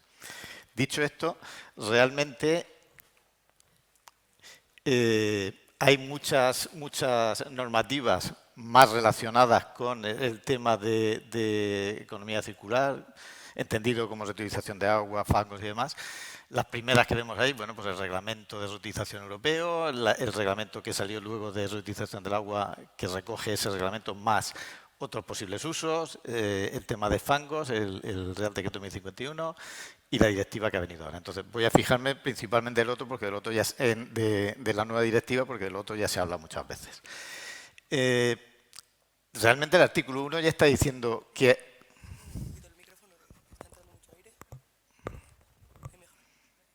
Ostras, aquí entra aire, tengo que respirar, si no. Bueno, entonces, el artículo 1 lo que dice es, ya está hablando de que tiene que haber una economía circular, hay que reducir emisiones de gases de efecto invernadero, hay que reducir el consumo energético, todo eso. Es decir, es algo que está previsto en la nueva normativa y exigido. Cuando hablamos de economía circular, ¿de qué hablamos? Reutilización de agua, lodos, biogás. No voy a hablar en absoluto porque para eso está Pere, que sabe mucho más y que lo contará muy bien. El tema de valoración de recursos en agua residual.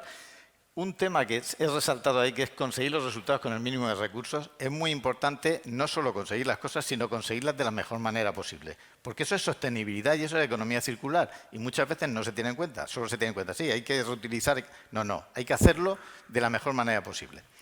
Y luego, reducción de efectos de gases de efecto invernadero, que también hablaré un poquito porque creo que está relacionado con algunos temas. Bueno, el artículo 15... Realmente la directiva toca de rondón lo que es el tema de reutilización de aguas y de reutilización de fangos, pero lo toca. El artículo 15 dice, bueno, pues que los Estados miembros promoverán que se reutilice el agua. Eso también lo dice la directiva, el reglamento de reutilización. Vale, pero si miramos en el segundo párrafo, ya empieza diciendo podrán. Es decir, hay que ver la letra pequeña también, porque puede ser que es un poco complejo, lo cual no quiere decir imposible, sino que tendremos que trabajar para ver cómo lo hacemos de la mejor manera posible. Entonces, primero dice podrán.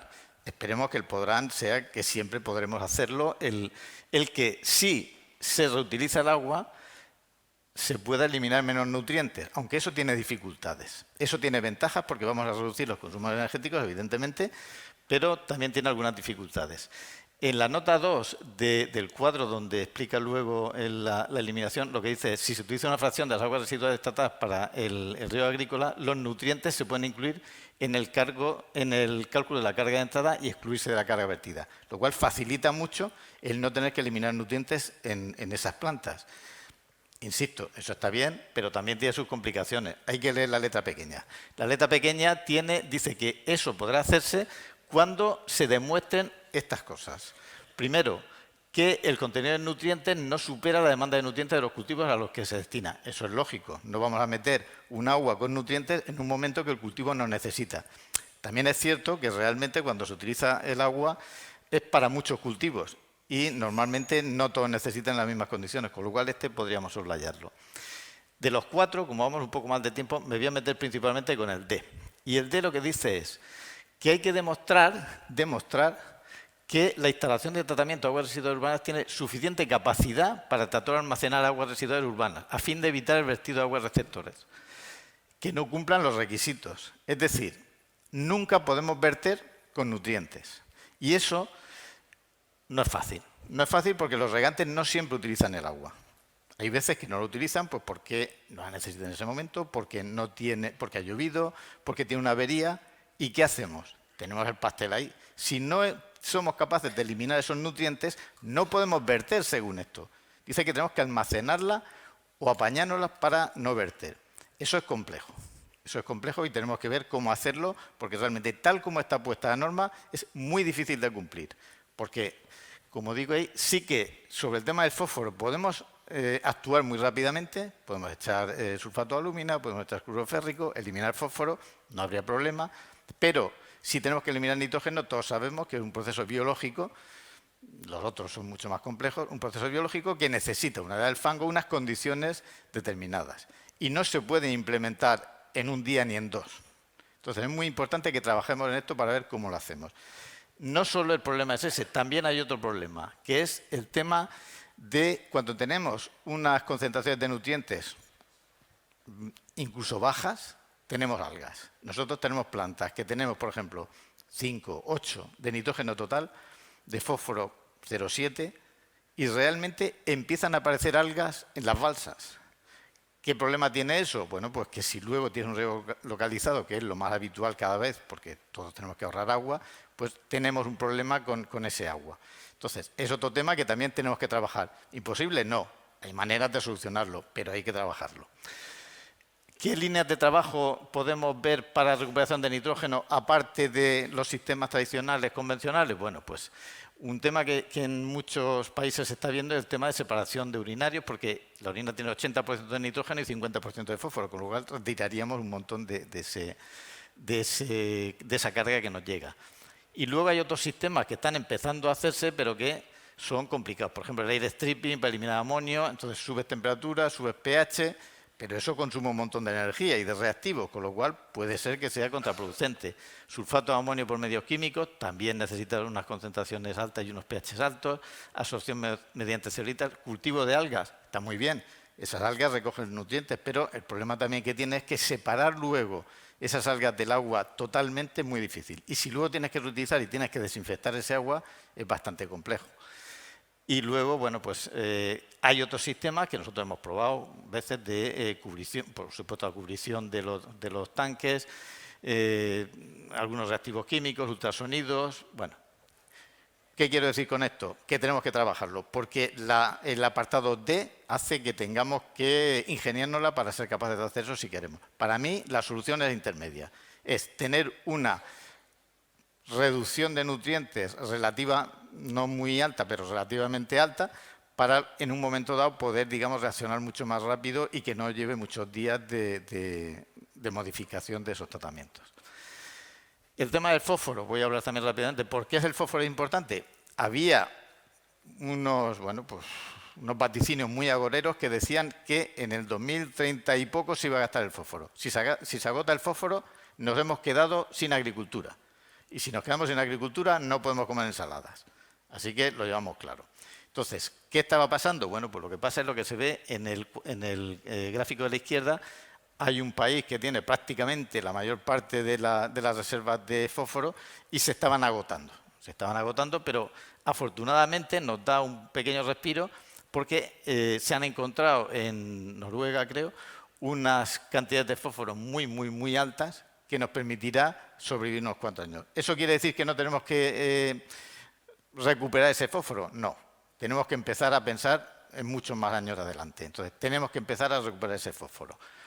¿Cómo? Bueno, pues sabemos también en muchas plantas, los que hemos operado digestores, pues que a veces nos pasa lo que pasa en la foto esa que se ve a la derecha arriba, que las tuberías se nos colmataban de estrubitas y se nos hacían, vamos, como si fuera una piedra y no había quien pudiera pasar por ahí el fango.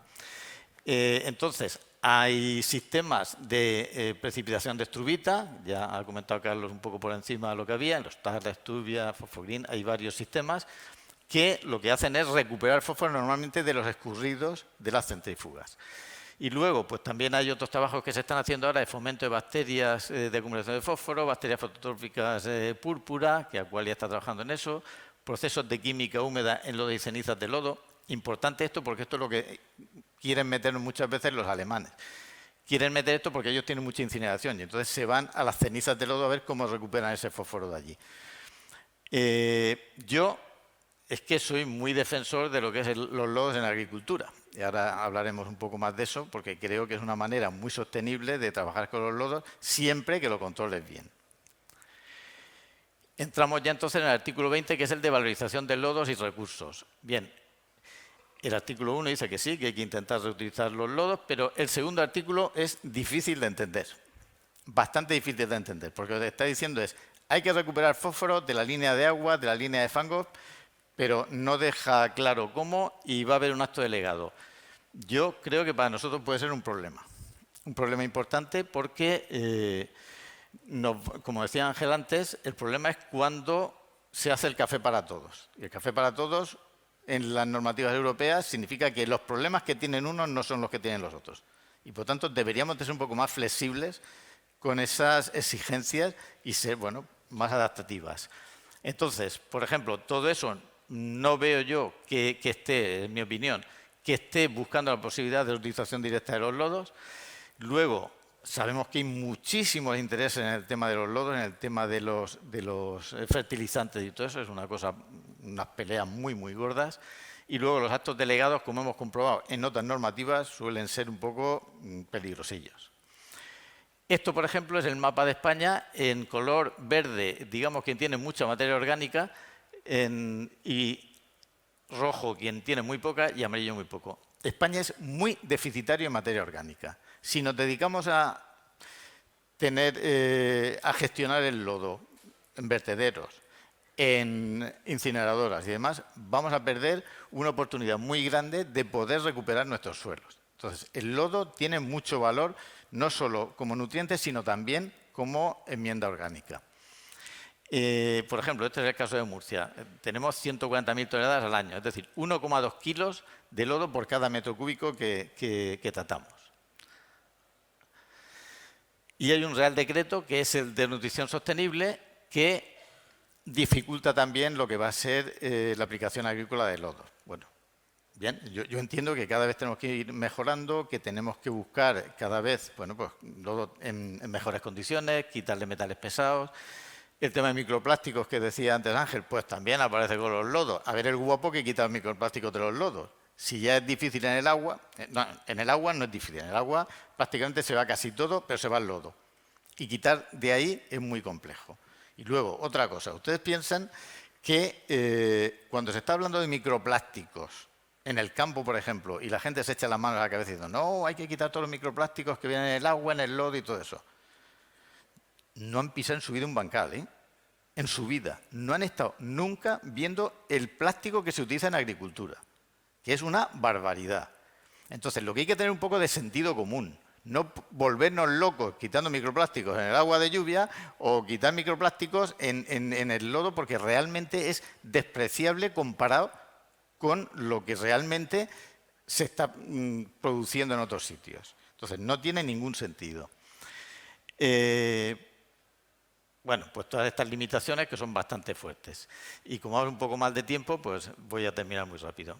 ¿Riesgos en cuanto a valorización del lodo? Bueno, lo más importante para todo, absolutamente para todo, y eso sí que hay que pelearlo y convencer de una vez por todas a los municipios, es el tema de la prevención. Tenemos que mejorar mucho el control de los vertidos. Eso es absolutamente fundamental. Eso va a permitir utilizar mejor el agua, utilizar mejor los lodos y tener menos problemas luego. Eso es un tema que hay que grabarnos a fuego. Hay que empezar a controlar mejor los vertidos, hay que prevenir. Igual que el tema de microplásticos, sabemos todos de dónde viene, de la ropa, de tal. Coño, pues veamos cómo arreglamos eso, pero no nos dediquemos nosotros a solucionar el problema en fondo, en final de tubería, porque eso es lo más caro y no tiene ningún sentido. Por tanto, busquemos el tema de la prevención, lo primero. Segundo, por ejemplo, cuando se aplica el lodo en el suelo, hemos estudiado realmente cuáles son los problemas que se pueden ocasionar ahí y sabemos dónde puede ser. Lo más barato que hay es aplicar el lodo en la agricultura. ¿Que tiene problemas? Sí. Pero si se hace bien, y cuando digo bien, digo exquisitamente, cuando se hace bien es un sistema muy, muy, muy útil, muy barato, y lo que tenemos que conseguir es, lo que decía antes, que las cosas se hagan bien.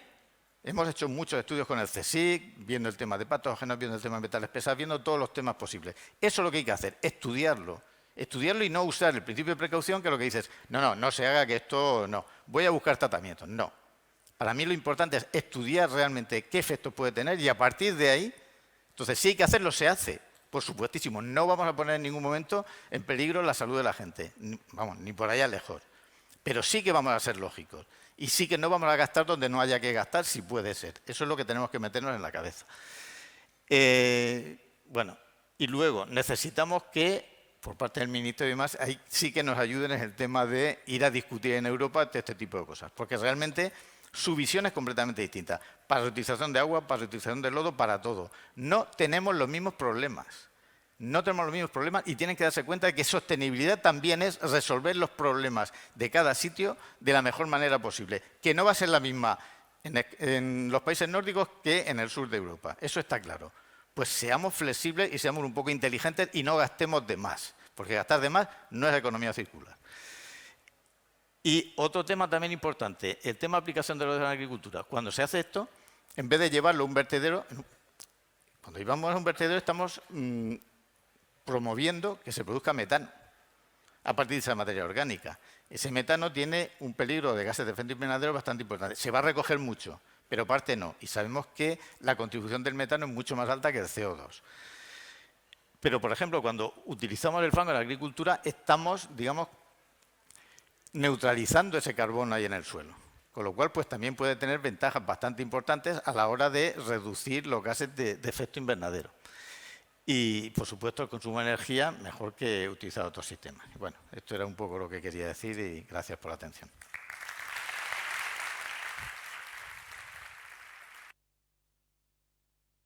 Hablaremos ahora de la reducción del consumo energético y actividades que producen emisiones. También hoy este tema tiene un espacio en nuestra jornada. Para hablar sobre neutralidad energética nos acompaña Pere Aguiló, director de operaciones del Consorcio de Besós Tordera y coordinador del Grupo de Operaciones y Energía de AGA-AEAS.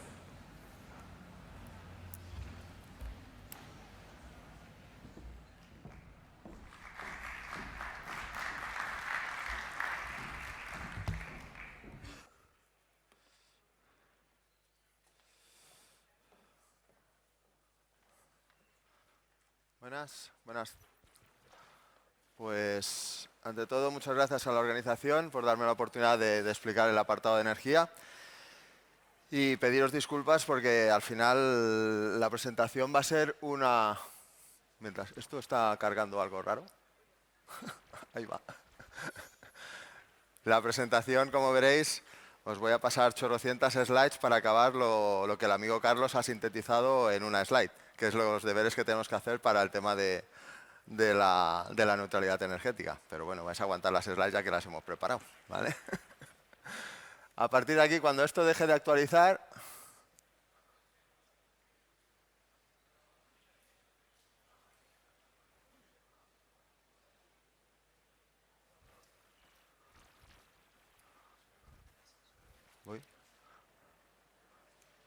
Bueno, pues nada, os hablo del índice mientras.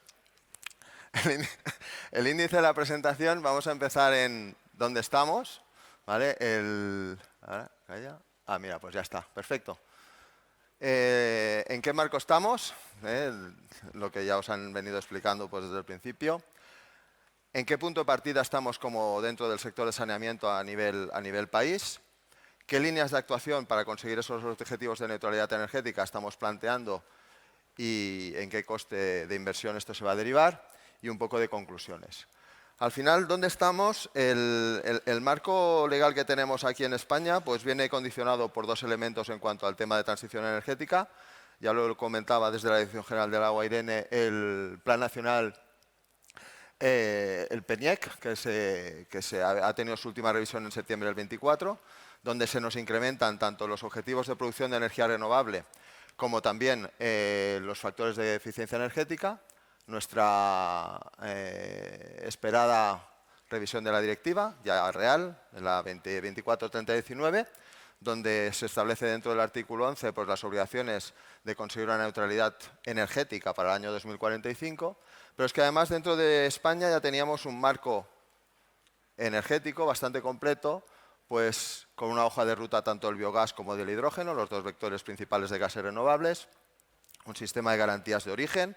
Además, teníamos un marco retributivo tanto para la producción de energía eléctrica en régimen especial, como también una incentivación del marco de la energía eléctrica para el autoconsumo desde el año 2019. Es decir, hemos sido siempre un país muy activo en este sentido.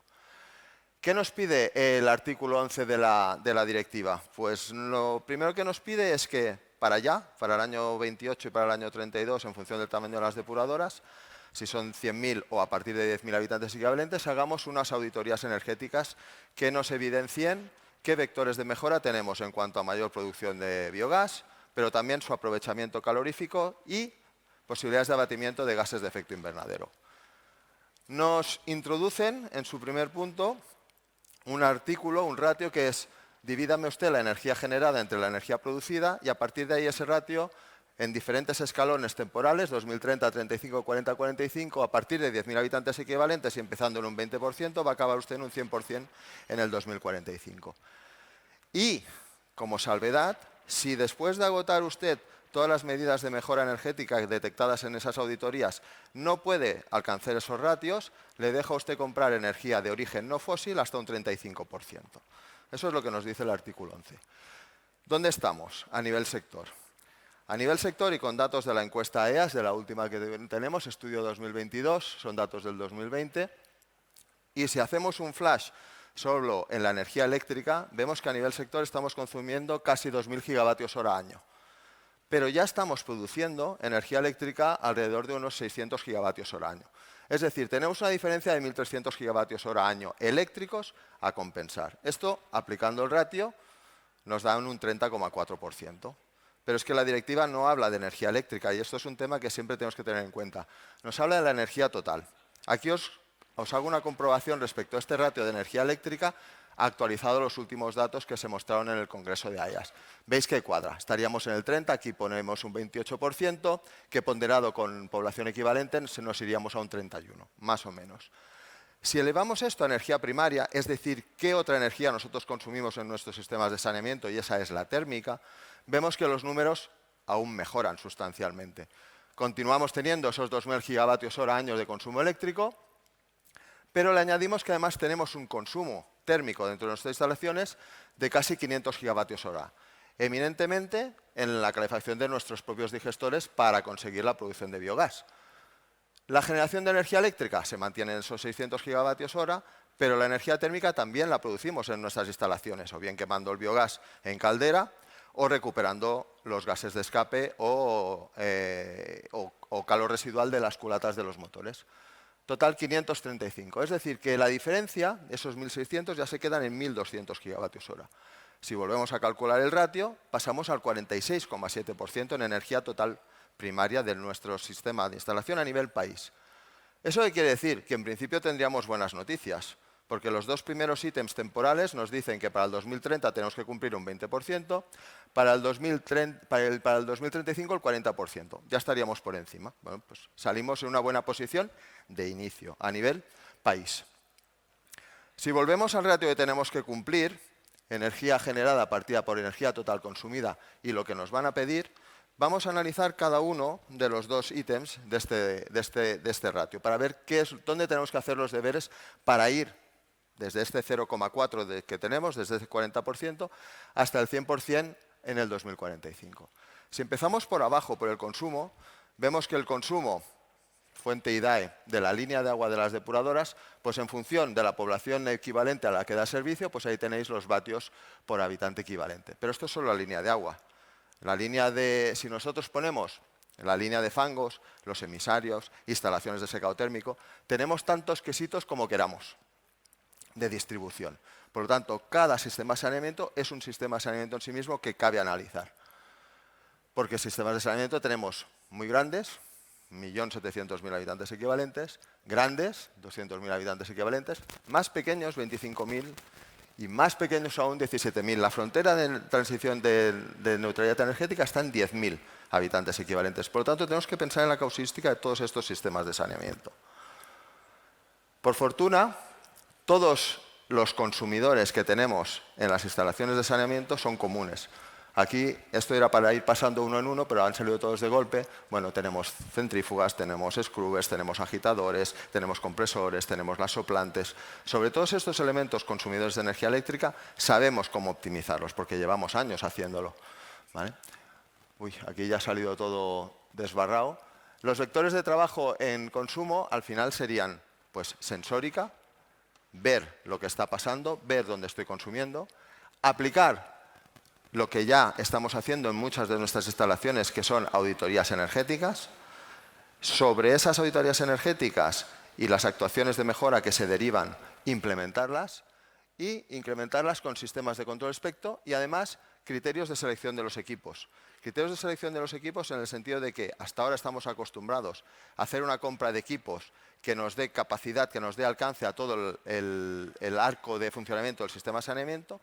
A lo mejor dentro del punto de la neutralidad energética lo que hay que es dimensionar el equipo para justo el trabajo que tiene que hacer, sin tener esos grados de incremento de confianza o esos factores de seguridad tan enormes que a veces dentro de nuestro sector estamos acostumbrados. Igual que la ingeniería dentro de los escenarios de trabajo. Abajo os pongo unas gráficas. ¿Cuántas veces hemos comprado bombas que no tenemos trabajando en su punto de trabajo porque las compramos para el escenario más desfavorable? ¿O cuántas veces compramos soplantes, como veis en la otra gráfica, que están funcionando dentro de su rango están funcionando fuera de su rango óptimo de rendimiento, porque las necesidades de oxígeno del reactor en realidad son menores que las que nosotros hemos calculado en la fase proyecto. Además, os quería comentar que aquí en España el tema de la eficiencia energética se puede monetizar. Tenemos los certificados, los CAE, donde cada año hay un valor de eficiencia energética que no premian la instalación de energía renovable, sino la reducción de consumo. Es decir, te premian el intercambio de una caldera, te premian el cambio de un intercambiador de calor, de un equipo de climatización. Todo eso te lo están premiando, te lo están monetizando. Y también sería el vector del consumo. Si pasamos al otro vector, el vector de arriba, el numerador de la ecuación, tendríamos la producción de energía renovable. En la producción de energía renovable tenemos el biogás y lo demás. ¿Lo demás qué es? Sale mal, pero fuera, en la primera parte de la slide estaba el cuadro donde en la encuesta DEA se consultó qué tipo de energía renovable estamos utilizando en los sistemas de saneamiento. La barra, que es la única que sale, es la energía solar. Al igual que el resto de sectores en España, a partir de la publicación en el 2019 del decreto 240, ha habido una explosión de la instalación de la fotovoltaica. Por las facilidades de los trámites administrativos para implantar una fotovoltaica y por la reducción del precio en los equipos generadores. No somos diferentes de otros sectores. Entonces, ¿qué hemos hecho? Pues hemos rellenado las plantas, hemos puesto las pérgolas, hemos llenado el suelo de placas fotovoltaicas para intentar producir el máximo posible. Pocos techos tendremos ya todos los que estamos aquí presentes en las depuradoras sin placas fotovoltaicas instaladas. Esto es una realidad que ya convivimos.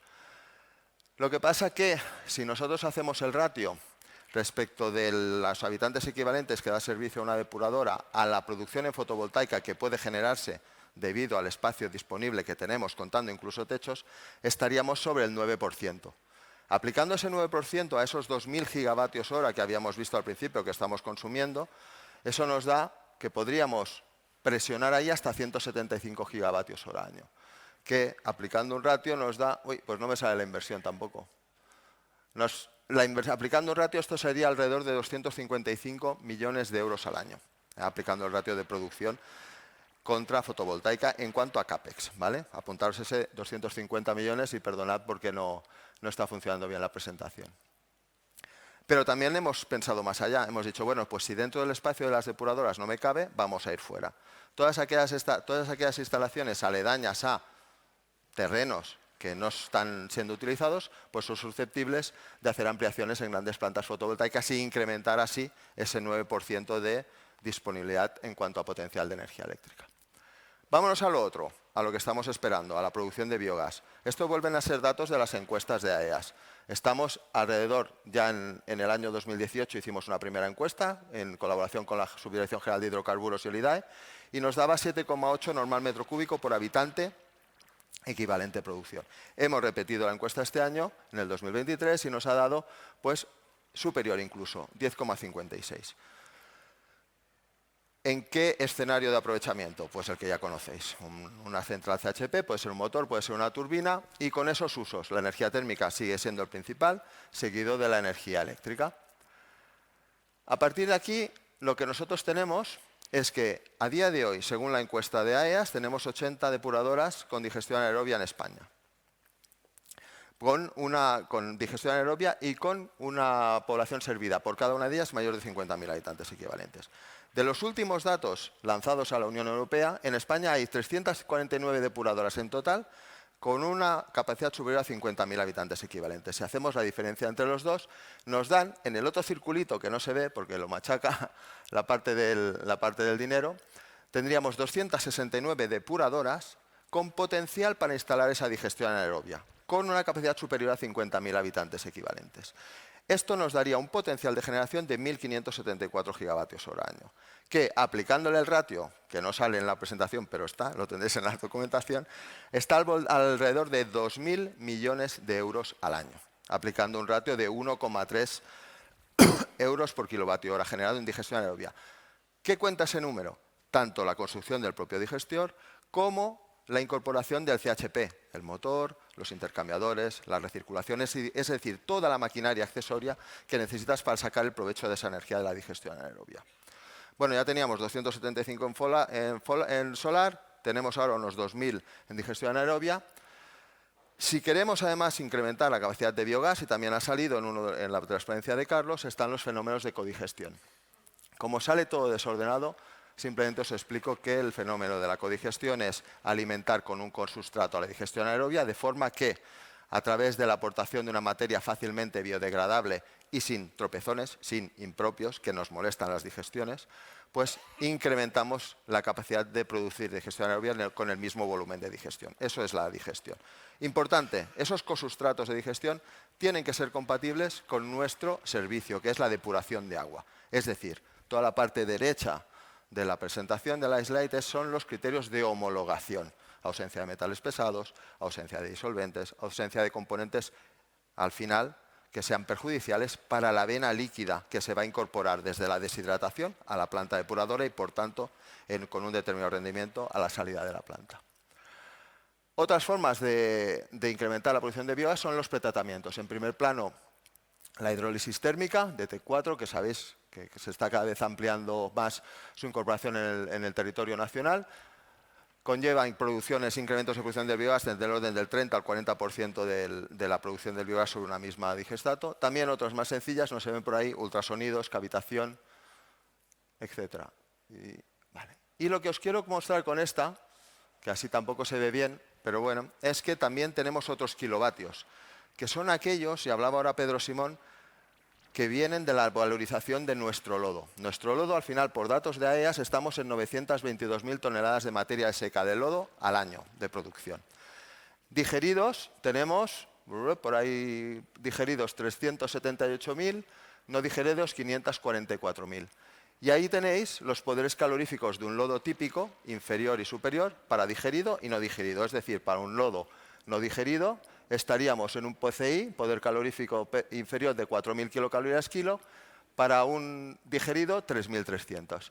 Si aplico estos porcentajes a las toneladas de lodo que ya tenemos, estamos hablando de 3.990 gigavatios hora de energía potencial en forma de lodo. ¿Quiero decir que hay que derivar todo el lodo a una valorización energética? No. Nosotros, y tal como comentaba antes Pedro, nuestro país necesita materia orgánica, por lo tanto, tal como ya estamos haciendo, y aquí tenéis el quesito de la encuesta nacional de AEAS, el principal destino para el lodo ha de ser la fertilización, el uso como adenda orgánica. Sin embargo, sí que hay un lodo que por sus cualidades no es apto, y ese, no nos engañemos, nos lo están viniendo a buscar a las plantas para descarbonizar pues una industria como una cementera, una industria como la cerámica. Bueno, si conocemos ese potencial energético, también lo podemos utilizar para descarbonizarnos nosotros como sector, porque la energía al final es nuestra. Eso sí, después de haberlo digerido y aprovechado el biogás, que es lo que hemos explicado antes. A partir de aquí, lo que os pongo es, tampoco sé bien, el alcance del artículo 11, que es lo que nosotros tenemos que ir transponiendo al ordenamiento jurídico español, nos va a condicionar ese balance que tenemos ahí. Fijaros que habíamos empezado diciendo que teníamos un desfase en energía primaria de 1.287 gigavatios hora año que teníamos que compensar, y las potencialidades que os he ido mostrando, tenemos una potencialidad casi de 4.000 gigavatios en digestión aerobia, es nuestro gran caballo de batalla, es la franja azul. Tenemos un pequeño margen de mejora en fotovoltaica, del orden de unos 250 gigavatios hora, bueno, no es despreciable, hay que hacerlo. Y después tenemos pues la bala en la recámara, si me permitís, esa energía inherente al lodo que tenemos, que es nuestro lodo, que son 4 gigavatios hora año, 4.000 gigavatios hora año. Estábamos diciendo que en nuestro sector entero son 2.300 gigavatios hora año. O sea, solo con el potencial energético de nuestro lodo ya doblamos el actual consumo energético. Pero es una bala que tenemos que tener ahí. Cosas que tienen que haber dentro de cómo transponemos al ordenamiento. Pues qué entra y qué no entra en ese balance a nivel país. Y después, cómo se distribuye eso entre las comunidades autónomas y los centros de producción, los sistemas de saneamiento. Todos los consumos dentro del recinto, la producción de energía renovable, tratamientos cuaternarios, bombeo llegada, instalaciones de captación, tratamientos a lo posteriores, la regeneración de agua, entra, no entra, todo esto es lo que tenemos que ir consensuando entre todos. Conclusiones, pues lo que os he ido comentando. Al final tenemos que no somos diferentes a ningún otro sector, que el Green Deal europeo nos está pidiendo que Europa esté descarbonizada en el año 2050, que nosotros hemos conseguido cambiar el objetivo de descarbonización por un objetivo de neutralidad energética, que es menos ambicioso, pero que aún así nos piden que vayamos viendo abatimientos de huella de carbono. Por lo tanto, no somos diferentes a ningún otro sector. Que nuestros consumos, nuestra foto actual del ratio que nos piden, nos da una cierta tranquilidad hasta el primer corte, 2030 y 2035, pero que necesitamos unas inversiones para ir aprovechando esos potenciales. Y ahí os las dejo. Pues en el tema de digestión anaerobia, 2.100 millones, en el tema de fotovoltaica, 255 millones, y esas calderas híbridas de lodo, para parte o no, pues alrededor de 1.900 millones de euros, saltando a números país, para que tengáis el gran número. Y el último punto, no por último, menos importante, establecer dónde están las fronteras del artículo 11, qué es lo que entra, qué es lo que no entra y cómo se va a distribuir ese saldo generado en sistemas de saneamiento. Pues nos comentaba Fernando, la atomización dentro de Aragones, pues imaginaos a nivel país, pues cómo se va a computar todo ese saldo para que a nivel país vayamos cumpliendo los objetivos que nos marca la directiva. Disculpad lo de las transparencias, no sé qué ha podido pasar y muchas gracias. Tampoco sale el gracias, os las doy. Gracias por esta atención.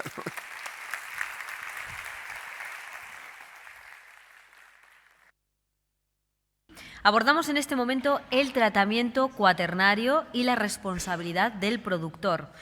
Lo vamos a hacer con la subdirectora del Laboratorio del Consorcio de Aguas de Bilbao-Vizcaya y representante de AGA-AEAS. Es Elena Aspichueta.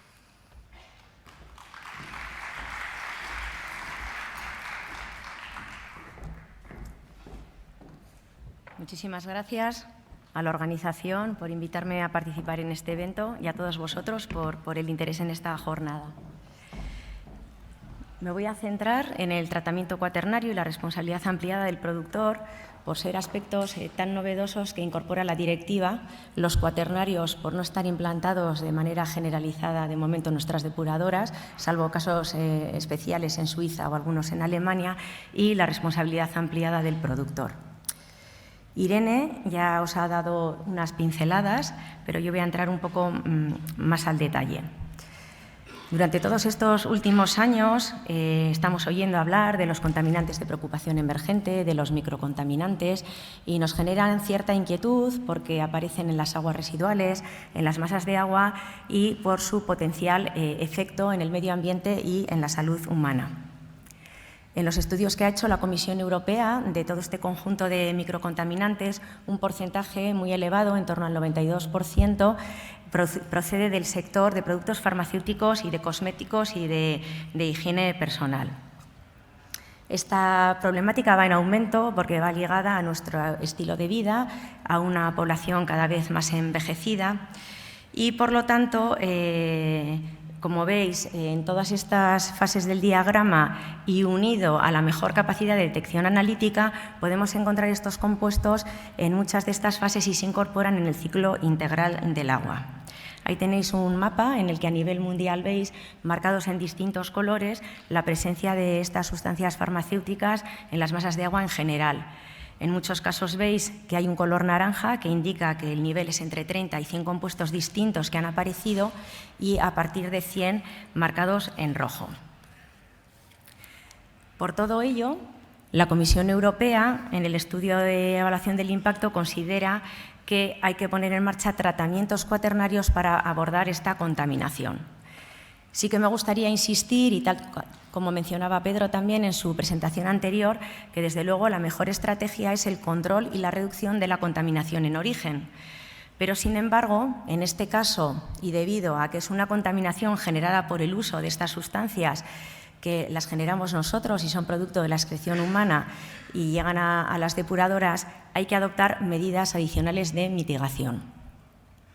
En los estudios de costes-beneficios, la Comisión concluyó que las depuradoras grandes, que finalmente el umbral ha quedado a partir de 150.000 habitantes equivalentes, tendrían que tener sus tratamientos cuaternarios, ya que se consideraban puntos calientes que concentraban gran cantidad de vertidos de mucha población y la presencia de estos compuestos era previsiblemente muy abundante. Para aquellas aglomeraciones entre 10.000 y 150.000 habitantes equivalentes, será necesario hacer un estudio de riesgos y, en cuyo caso, si efectivamente los microcontaminantes suponen un riesgo, también habrá que poner tratamientos cuaternarios. En ambos casos, el 100% de los tratamientos cuaternarios tendrán que estar disponibles para 2045 e ir adaptándolos progresivamente a partir del año 2033, que ahora en la siguiente diapositiva os presentaré el detalle de los porcentajes. ¿Cómo vamos a evaluar el rendimiento de estos tratamientos cuaternarios? Pues bien, en la directiva, en una de las tablas del anexo 1, figura esta lista de indicadores que os pongo aquí a la derecha, y son indicadores, como su nombre indica, de una familia muchísimo más amplia, de un montón de compuestos, pero que se van a comportar de una manera similar. Con lo cual, si conseguimos reducir un mínimo de un 80% de estos indicadores, estamos reduciendo un abanico muy amplio de todas estas sustancias. Las sustancias indicadoras, como veis, son iguales a las que se han estado utilizando en Suiza para sus depuradoras, y habrá que elegir de este listado al menos 6 sustancias y tendrán que ser el doble de la categoría 1 con respecto a los de la categoría 2. Perdonad.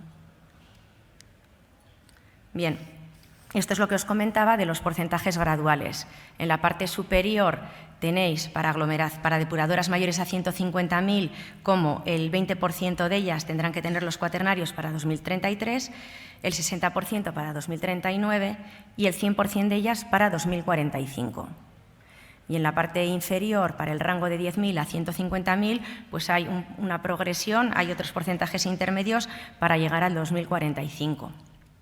Y lo que sí que he añadido en la parte inferior, porque nos parece muy importante tener en cuenta y que a veces pasa algo desapercibido, es el tratamiento cuaternario que es posible que sea necesario aplicar en aglomeraciones por debajo de 10.000 habitantes equivalentes en base al artículo 18. Como veis ahí, y uno de los primeros hitos, donde pongo 18.1, evaluación de riesgos, según este artículo, los Estados miembros tendrán que evaluar los riesgos que presentan las aguas residuales. En este caso, y si hay un riesgo, habrá que aplicar medidas más restrictivas que las que figuran en el resto de la directiva. Y, por lo tanto, en el caso de que las aguas residuales puedan tener una afección para aguas de consumo, para aguas de baño, para actividades de acuicultura o por reutilización para riego agrícola, habrá que también tener en marcha tratamientos cuaternarios. Lo curioso es que la directiva no da plazos para estos tratamientos cuaternarios, pero entendemos que una interpretación podría ser la misma que para las de las aglomeraciones a partir de 10.000 habitantes equivalentes. Bien, aquí os he puesto un diagrama con distintos tipos de tecnologías variadas para implantar en estos tratamientos cuaternarios. Son variadas, físicas, oxidaciones con ozono u otro tipo de oxidaciones, absorción, biológicos o enzimáticos, y en azul se han marcado cuáles son las tecnologías que están en la actualidad más maduras, que en algunos casos son combinaciones de ellas. De todas ellas, en Suiza, las más utilizadas son la ozonización combinada con filtros de arena, el carbón activo en granular, bien en lecho flotante o filtros de carbón activo granular, o el carbón activo en polvo seguido de filtros de arena.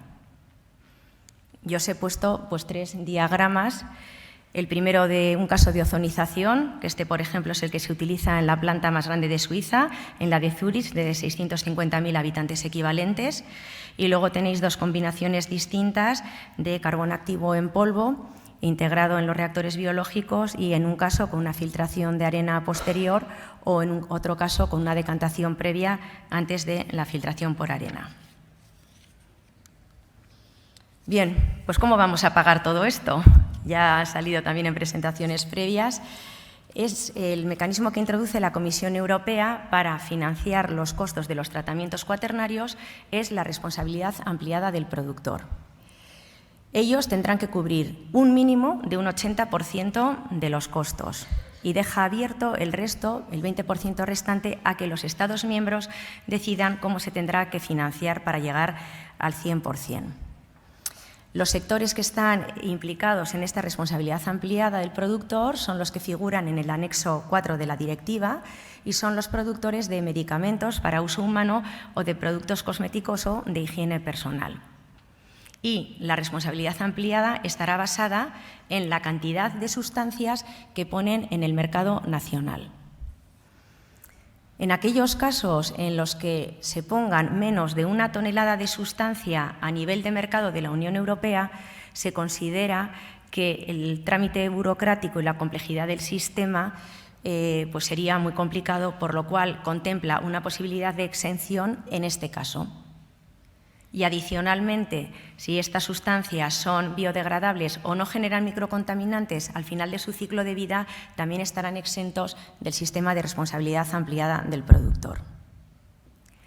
Antes del 31 de diciembre de 2027, la Comisión Europea tendrá que adoptar un acto de ejecución estableciendo claramente cuáles son las condiciones para la exención por la biodegradabilidad y también cómo será la contribución por la peligrosidad o toxicidad de estas sustancias. Como veis, los cuaternarios los vemos muy lejanos porque son para 2045, pero ya en 2027 tenemos que tener estas guías de la Comisión para empezar a trabajar en las cláusulas de la responsabilidad ampliada del productor y, como veis ahí, antes del 31 de diciembre de 2028, los Estados miembros tendrán que garantizar que la responsabilidad ampliada del productor está en marcha. Bien, como podéis imaginar, ya lo hemos mencionado, pues estos sectores que figuran en el anexo 4 pues se sienten discriminados, que en los tratamientos cuaternarios vamos a eliminar bastantes más sustancias que las que producen ellos. Se han movilizado mucho, se han acercado a la Comisión, se han acercado a los ministerios, han escrito muchas cartas y recientemente han dado a conocer pues, un manifiesto en el que dan 9 principios que consideran claves para que esta herramienta sea eficaz y respete los principios generales del derecho de la Unión Europea, como el principio de proporcionalidad, de no discriminación y que los Estados miembros puedan seguir con sus responsabilidades de definir políticas de salud y no pongan en peligro la asequibilidad de los medicamentos. Básicamente, los menciono por encima, pues el alcance primero, quieren una definición clara de lo que son los microcontaminantes, cómo se van a hacer estas exenciones, cómo se modulará la toxicidad y que la progresión de la implantación de los cuaternarios sea acorde con los porcentajes que vayan ellos pagando por esta tasa de la RAP. Quieren un modelo único de cálculo de tarifas en la Unión Europea en base a la peligrosidad y no exceder lo previsto que dice la Comisión en su evaluación del impacto. No quieren aportar por inversiones pasadas. Quieren que esto entre en vigor a partir del momento de entrada en vigor de la directiva, pero ya hay países que se han ido adelantando con los cuaternarios como Alemania y que no están muy de acuerdo con ello, claro. Quieren que haya una única organización de productores por Estado miembro para reducir la burocracia y los costes administrativos y que solo sea controlada por ellos, que ahí los operadores no formen parte. El 20% que queda libre a elección de los Estados miembros proponen que sea proveniente de financiación estatal nacional. Quieren evitar los free riders o que se aprovechen de que puedan poner en el mercado sustancias que se salgan de la responsabilidad ampliada y que no paguen por ello. Quieren ser únicamente responsables de los costes directos de los cuaternarios y que estén bien desglosados y no se imputen ningunos otros costes en los que se puedan incurrir en la operación de las depuradoras. Y quieren ser corresponsables en la elección de la tecnología que utilicemos para implantar en los cuaternarios, supervisando la contratación que hagamos de terceros para poner en marcha estos tratamientos y que si se tomaran decisiones unilaterales sin su apoyo no deberían de ser responsables financieramente. Y, por último, piden extender la RAP a más sectores. Y ya para terminar, comparto con vosotros las reflexiones del sector de aguas europeo y nacional, cuáles consideramos que son los principios claves para la gobernanza. En primer lugar, una participación de todas las partes interesadas.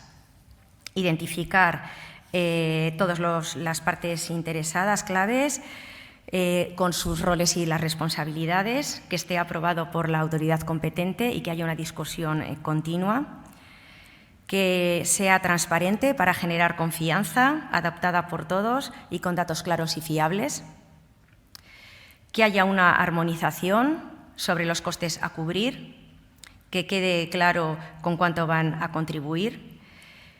Los operadores seríamos los que claramente tenemos el conocimiento y tendríamos que dar la información sobre los costes y utilizar datos claros y fiables. La armonización es fundamental. Cómo se van a gestionar estas organizaciones de responsabilidad ampliada, que sea transparente, qué información hay que reportar y habrá que estudiar la expansión a otros sectores.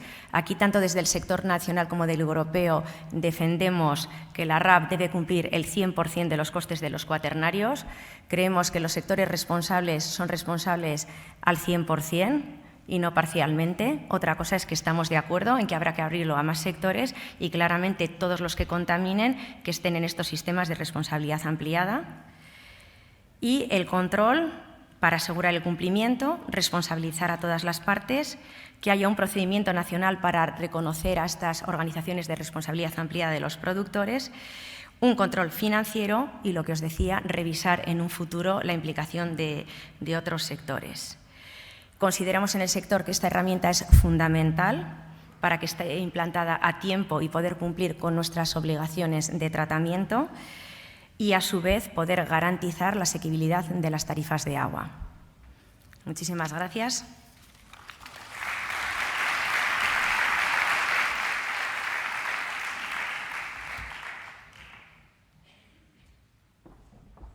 Buenas a todos. Bueno, esperar que los que se han dado de baja, quedáis los 4 magníficos. Muchísimas gracias por venir. Se recuperen pronto. Aviso que yo estoy también griposo, pero aquí está el tío. Esto lo digo por si digo alguna tontería, tengo excusa, aunque la suelo decir muy a menudo. Felicitar a Esmagua, al CINAE, Instituto Aragonés, por supuesto a mi queridísima AEAS y todos sus componentes, que sois fantásticos por esta jornada. Esperemos que sea una continuidad de ese convencimiento que tenemos una oportunidad, un reto de cambiar las cosas.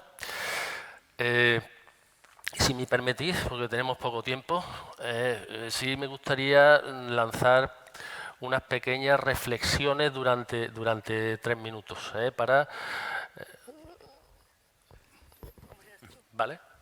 para intentar enlazar con los retos que buscamos de esta directiva. Yo creo que estamos todos de acuerdo que estamos en una situación de estrés hídrico importante. Surgió en el Congreso de AEAS del verano pasado. Lo que significa que nada más y nada menos que la garantía de suministro no está asegurada. Es decir, estamos hablando aquí de residuales, pero a ver si tenemos algo que tratar.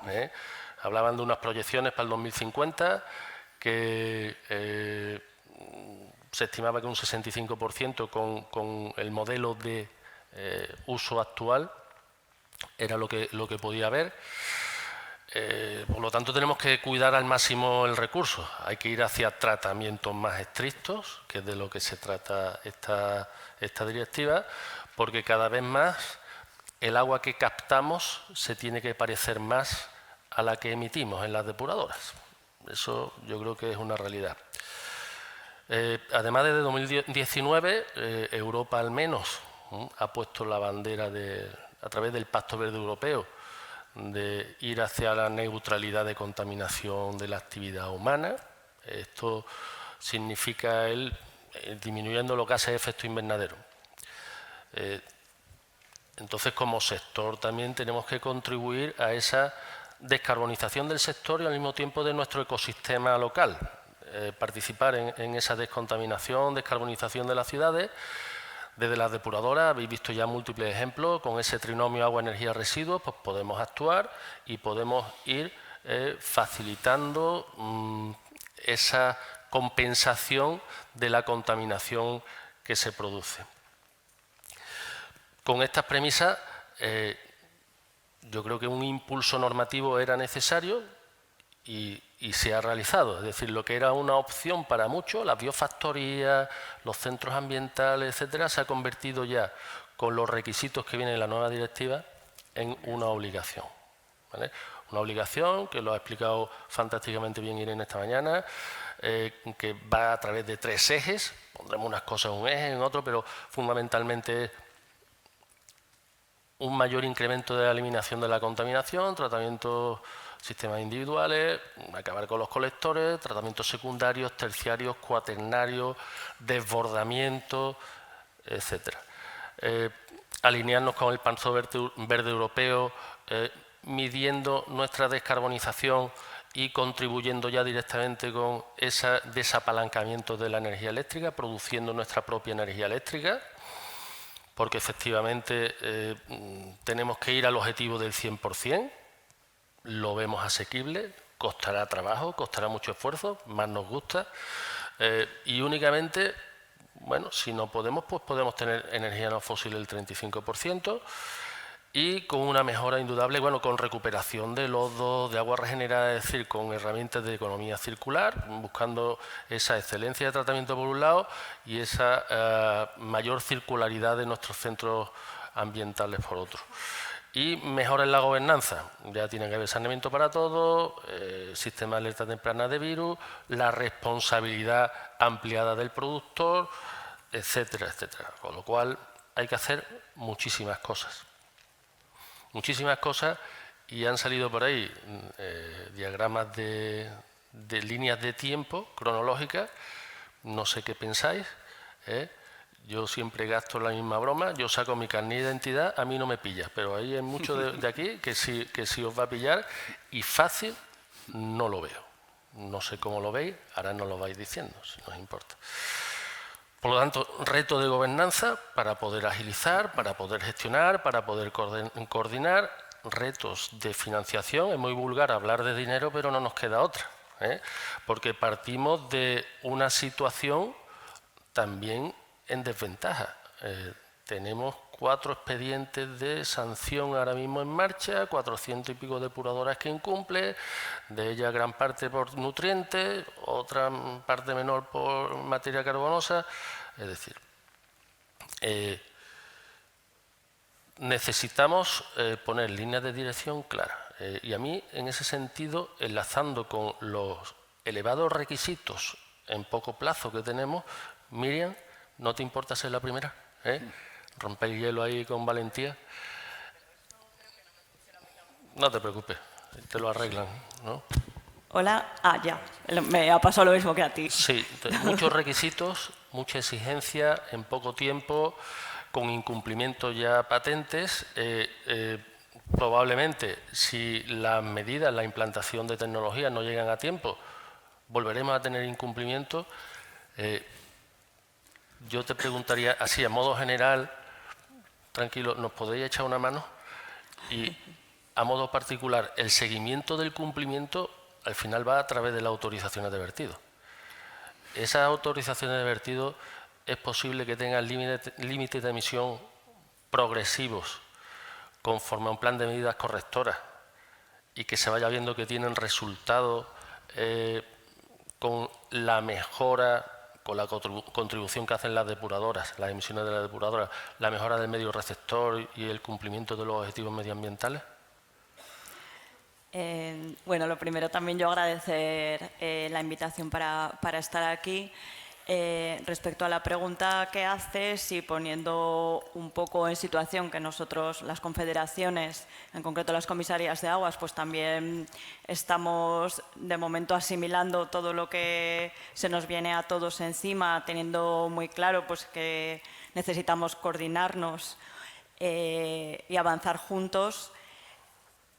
Nos debemos a la legislación que haya en cada momento. Entonces, siempre que se vayan a cumplir los plazos indicados en la directiva, por supuesto, nosotros vamos a ser flexibles para trabajar de la mano, y si puede ser una herramienta adecuada y que todos viéramos bien, el trabajar con límites progresivos pues se podría plantear. De primeras tampoco lo vemos muy claro porque muchos de los nuevos requisitos lo que exigirán serán obra civil y en principio pasarás de no cumplir a cumplir. No, esa progresividad no la vemos, pero si hay a lo mejor parte de los tratamientos que sí que tienen que ver con optimización de procesos o con diferentes dosificaciones, ahí sí que puede abrirse una vía a ese establecimiento de límites progresivos, pero siempre teniendo que cumplir los límites de los plazos de la directiva. En ese sentido, desde luego, nosotros nos sentimos como cuando apareció la directiva del 91. O sea, vemos que esta directiva de la que ahora estamos hablando hoy y de la que tanto hemos aprendido, escuchando a los ponentes a lo largo de la mañana, supone un reto de la misma envergadura y estamos igualmente abrumados respecto a lo que, pero a la vez ilusionados. En la Confederación pues tenemos un equipo técnico muy valioso y con muchísima experiencia y con ganas pues eso de trabajar de la mano, de intentar ayudar, sabiendo que nosotros al final pues somos los que damos la autorización de vertido y somos como si, bueno, somos los controladores y los que tenemos que hacer que se cumpla la legislación, pero que queremos ir de la mano y sobre todo que creemos y nos ilusiona que trabajemos juntos en mejorar la calidad de nuestros ríos. Y la posibilidad de tener un sistema de redacción, de exigencia de las autorizaciones de vertido más uniforme y homogéneo, teniendo en cuenta después la protección, que tenéis que ser garantes de la protección del medio ambiente. ¿Algún sistema de coordinación entre confederaciones? Bueno, sí, pero sí, intentamos coordinarnos todo lo que podemos entre las confederaciones, pero que al final los límites los marca la legislación. En cuanto a las aguas residuales urbanas, es que son como unos límites muy claros. Entonces, es cumplir lo que dice la directiva. Muy bien, muchas gracias, Miriam. Gonzalo, a ti te voy a preguntar por dinero. Va tocando. Operador privado de Gestagua, empresa perteneciente a un grupo multinacional de referencia. Yo creo que somos conscientes que el precio del agua actualmente en España, según el último estudio nacional, está alrededor de 2 euros metro cúbico. Por lo tanto, es de los más bajos de la Comunidad Económica Europea. Además, no recoge situaciones como todo el tema de los SUS que hemos estado hablando, de saneamiento de aguas de lluvia, etcétera, etcétera. ¿Pensáis que, bueno, y además, si relativizamos, hablamos de un precio muy barato en términos absolutos, pero relativizándolo respecto a los ingresos familiares, que la OCDE recomienda el 5% y nosotros yo creo que estamos en torno al 1,5 o 2%, si relativizamos, nos comparamos con otros servicios públicos como puede ser el suministro de energía eléctrica o la televisión por cable. Ya no te digo, estamos a años luz, quizá eso sea una falta de madurez social por nuestra parte. ¿Pensáis que con estos costes podemos asumir lo que supone la directiva, aunque sea el planteamiento porcentual que viene en la evaluación de impacto, que habla de un 50% de todo el impacto que supone la directiva? ¿Que podemos asumir costes de producción, costes de reposición de servicios que ya cumplen 70, 80, 90 años y nuevas inversiones? A ver, yo creo que realmente la directiva nos plantea un reto fundamentalmente financiero. Yo creo que capacidad tecnológica se ha visto que hay, que capacidad organizativa también, pero yo creo que el gran reto que tenemos delante es un reto financiero. Es decir, arrastramos un déficit de inversiones de la última década o incluso anterior muy importante. Hablamos de 5.000 millones de euros de déficit que arrastramos. Es decir, no partimos de una situación de ventaja, ¿no? Yo creo que efectivamente, como decía, la tarifa tiene el recorrido, pero habrá que hacer las cosas pues, con cierto sentido, de forma gradual y haciendo las protecciones sociales que convengan en cada momento, ¿no? para que no sea un problema desde el punto de vista de integración de las personas más vulnerables. Yo creo que se me antojan no sé, algunos retos desde el punto de vista financiero que tenemos que ver cómo cubrimos. Uno es, por ejemplo, hablamos de la responsabilidad ampliada del productor, pero claro, al final las competencias en materia de depuración son locales. ¿Cómo va a llegar eso al ayuntamiento de a cada uno de los municipios?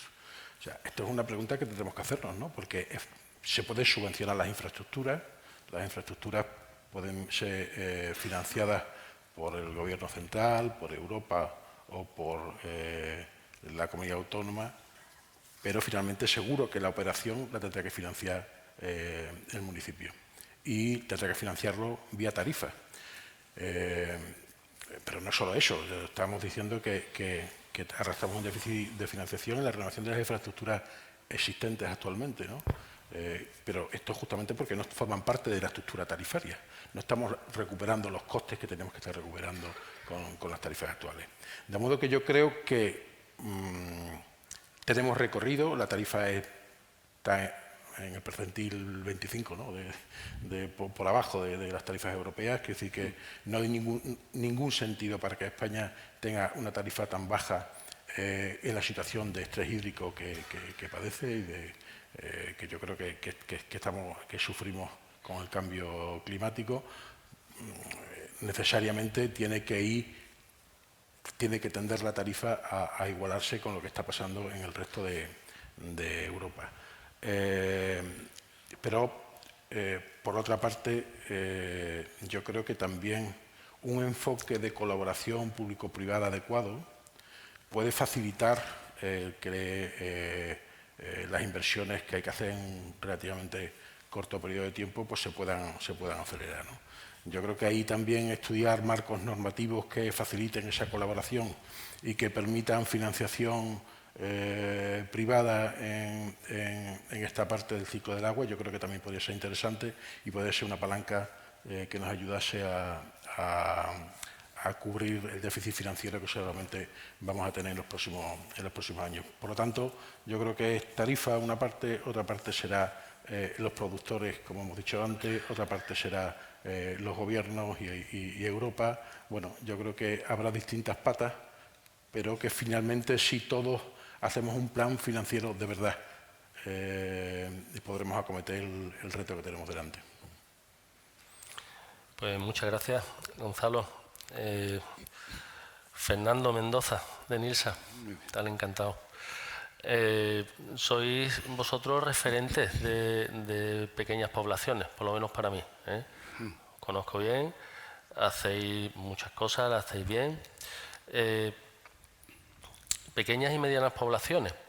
En estas directivas yo creo que se subraya ese ámbito de depuración bastante porque hay una serie de exigencias, fundamentalmente como puede ser la gestión de los lodos y unido eso a la neutralidad energética, que hay que estudiar bien, analizar y ver cómo se puede hacer. Independientemente que yo siempre he pensado que las pequeñas poblaciones por economía de escala y por circunstancias tecnológicas, podríamos decir, van a otra velocidad, con lo cual ¿pensáis que debe haber algún apoyo especial? ¿Hay que hacer algún cambio en ese sentido? ¿Cómo pensáis que se pueden acometer desde vuestro punto de vista, en vuestro territorio y extiéndolo todo lo que puedas? Pues, en cierta manera, yo creo que lo han reflejado ponentes anteriores a la dificultad de aplicar una directiva como a la que nos enfrentamos. En determinados territorios nos enfrentamos a otra dificultad que supone normalmente incremento en el gasto per cápita, como es el de lo que viene llamándose la la España despoblada, o por lo menos yo diría disgregada, ¿eh? Vamos a decir, lo has comentado en Aragón y me recordaba mucho la situación navarra. He saludado esta mañana al compañero del Consorcio de La Rioja. Estamos en bastante relación con Asturias. Yo creo que hay una realidad ahí de distintas comunidades, provincias, pues que igual, pues de Navarra igual no se conoce esta realidad. O sea, somos apenas, no llegamos a 700.000 habitantes, menos que muchas ciudades de las que representáis, y estamos repartidos en 272 municipios y 347 concejos, que son unidades todavía más pequeñas, parroquias, que igual en otras regiones es así. Aproximadamente un 60% vive en el entorno de Pamplona, en lo que se llama la comarca de Pamplona, y tengo a los compañeros de la mancomunidad de la comarca de Pamplona, pero 2/3 de esos 272 municipios tienen menos de 1.000 habitantes. Hay que dar respuesta a esta situación, y no me quiero atribuir un poco la representación de esa España despoblada, descentralizada, vaciada, pero sí que Nilsa Navarra es un referente un poco en dar respuesta a esta situación. Bueno, podemos decir que de alguna manera sí, que tenemos una trayectoria que nos ha permitido llegar a unos resultados que muchas veces, bueno, nos podemos sentir orgullosos. Las claves de este relativo éxito, pues estamos hablando de dineros y de gobernanza. Yo creo que la clave de tanto afrontar la primera fase de puesta en marcha de lo que eran las principales depuradoras y de lo que nos tenemos que enfrentar ahora, sí que está en la gobernanza, y la gobernanza nos lo marcó ya una ley de finales de los 80, no sé si ahora sería posible hacer estas leyes, donde decía fundamentalmente dos cosas. Se crea Nilsa como una empresa pública dependiente del Gobierno de Navarra, seguimos siendo así, capital totalmente público, y que a lo que se dedica es a dar apoyo a aquellas entidades locales que no tienen capacidad de afrontar, en principio, los sistemas de depuración, era lo último que se iba a afrontar. Y por otro lado, se crea lo que yo creo es la piedra angular, que es el canon de saneamiento. Desde el primer momento de aplicación de la ley se empezó a recaudar a todos los usuarios de Navarra el canon de saneamiento, y iba a una caja única que nos ha permitido afrontar todas las inversiones, todos los costes de operación y mantenimiento, incluso pues el canon de vertido que hay que pagar. En ese cuadro también, y dentro de lo que es la gobernanza, yo sí que creo que la otra parte fundamental es la planificación. Vamos a decir, una planificación a escala regional que nos permita decir cuáles son las prioridades y por dónde avanzar dentro de esas prioridades a lo largo de, pues ya de 35 años cumplimos el año pasado. O sea, tuvimos primero plan director del 89, 91, 95, 2006, 2015...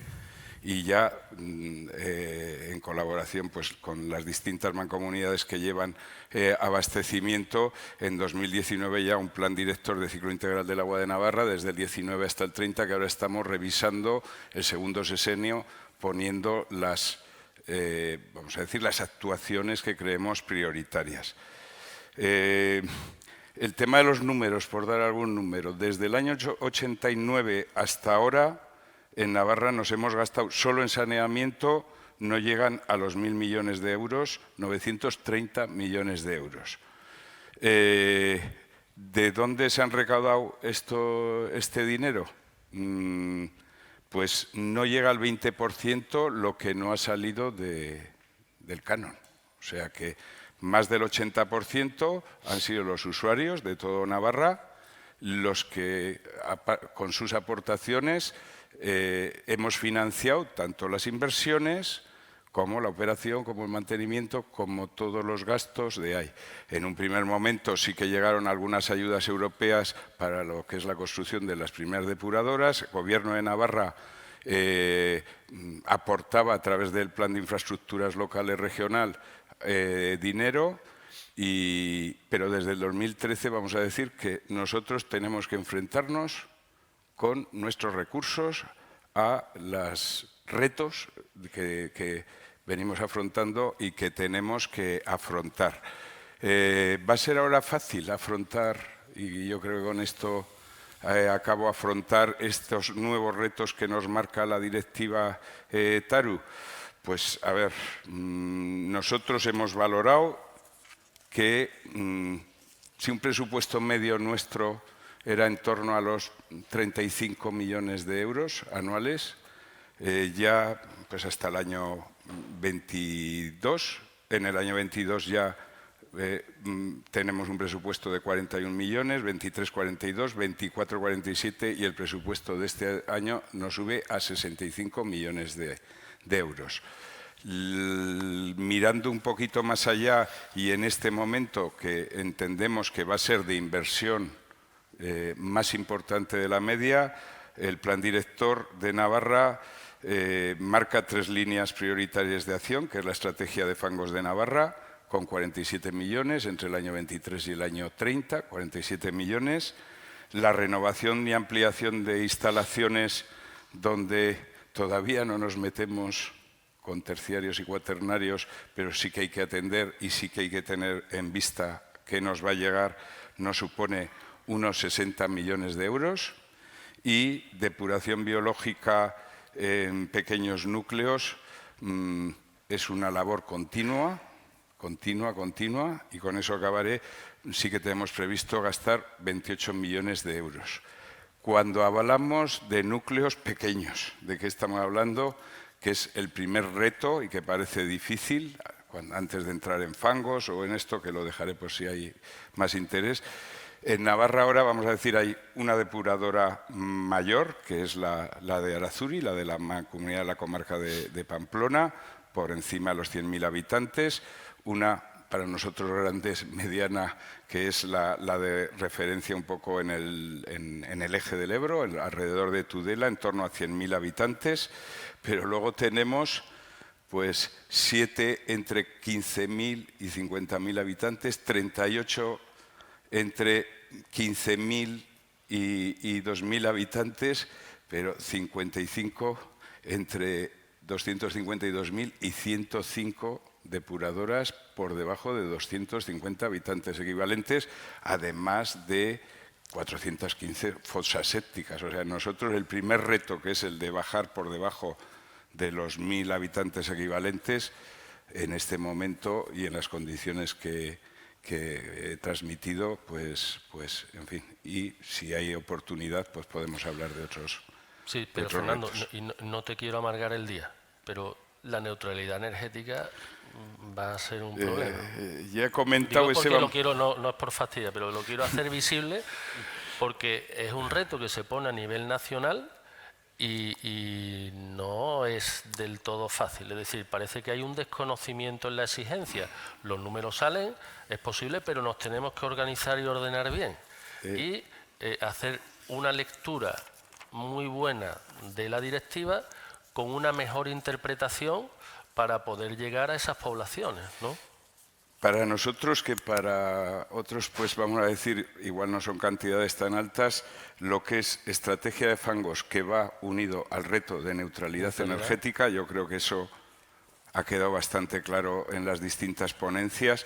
Ya nos apuntamos para los próximos años un gasto en inversión de 47 millones de euros. Para nosotros es posiblemente, no en cantidad, pero sí que es el reto primero que queremos afrontar. Mancomunidad de la Comarca de Pamplona lleva 30 años, vamos a decir, en esa línea, trabajando en esa línea de lo que es producción de biogás y aplicación agrícola, adaptándose a las distintas legislaciones que van llegando, y esa es la línea que queremos seguir. El 60% de los fangos de Navarra, los que produce la propia depuradora de Arazuri y todos los del norte de Navarra, se están tratando ya de forma avanzada en la depuradora de Arazuri.